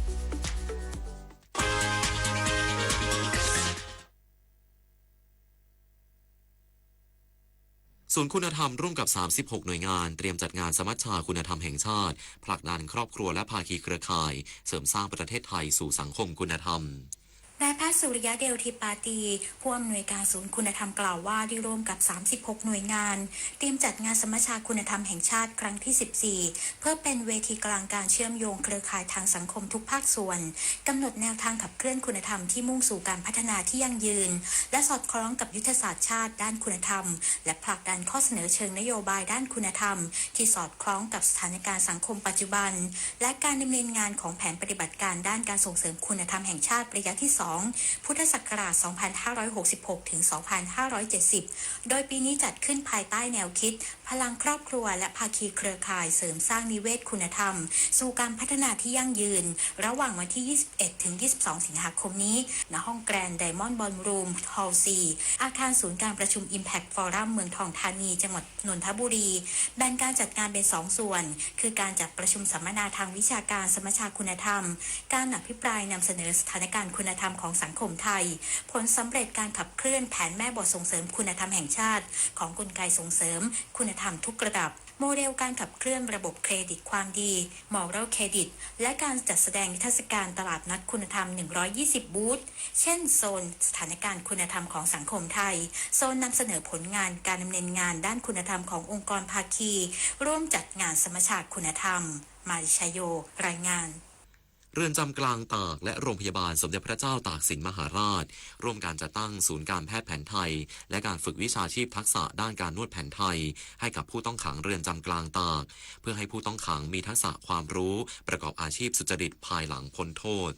พันตำรวจตรีจตุพรอรุณฤกษ์ทวินผู้บัญชาการเรือนจำกลางตากพร้อมกับนายแพทย์บรรเจิดนนทสูตรผู้อำนวยการโรงพยาบาลสมเด็จพระเจ้าตากสินมหาราชร่วมลงนามบันทึกข้อตกลงความร่วมมือหรือ MOU ว่าด้วยการจัดตั้งศูนย์การแพทย์แผนไทยเรือนจำกลางตากและการฝึกวิชาชีพทักษะด้านการนวดแผนไทยให้แก่ผู้ต้องขังโดยเชื่อมระบบฐานข้อมูลสุขภาพกับโรงพยาบาลเพื่อรองรับสิทธิการรักษาแบบเบิกจ่ายตรงสำหรับสิทธิข้าราชการและสิทธิการรักษาอื่นโดยได้รับเกียรติจากนายแพทย์สุภโชคเวชพันธ์เภสัชผู้ตรวจราชการกระทรวงสาธารณสุขเป็นสักขีพยานเพื่อให้ผู้ต้องขังมีทักษะความรู้ในการประกอบอาชีพสุจริตภายหลังพ้นโทษ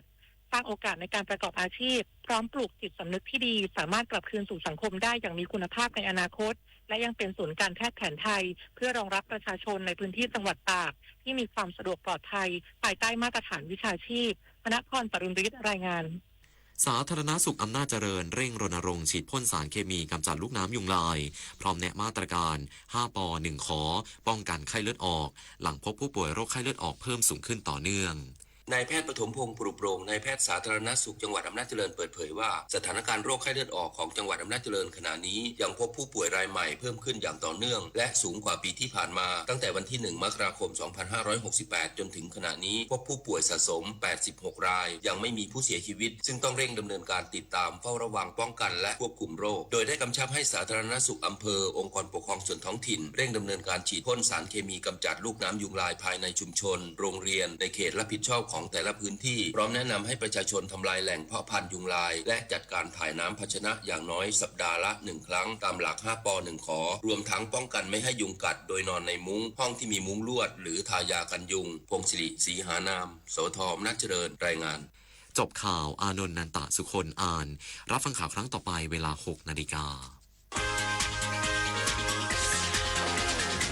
ติดตามข่าวที่นำเสนอไปแล้วได้ที่ www.thainews.prd.go.th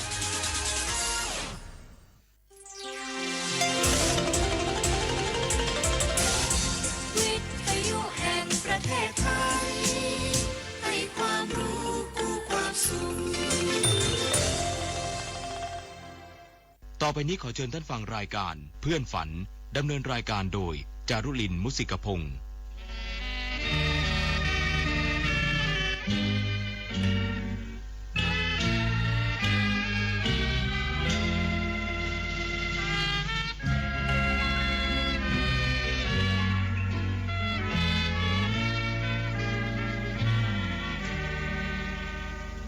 มีเพื่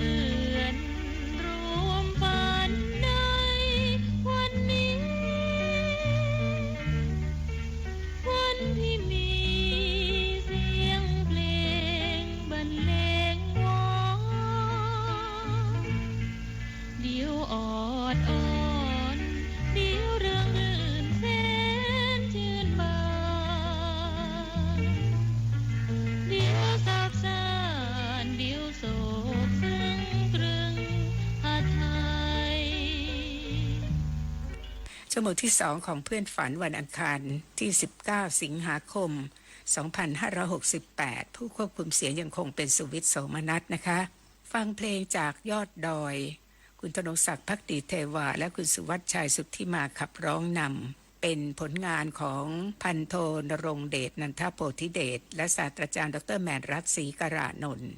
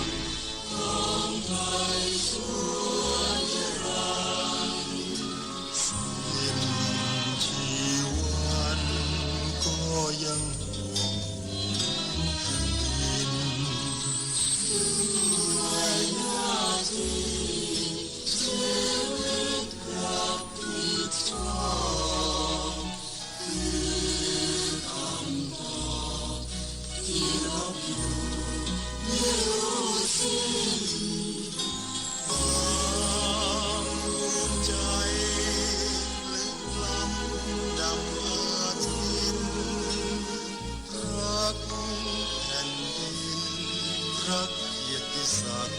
นักรบ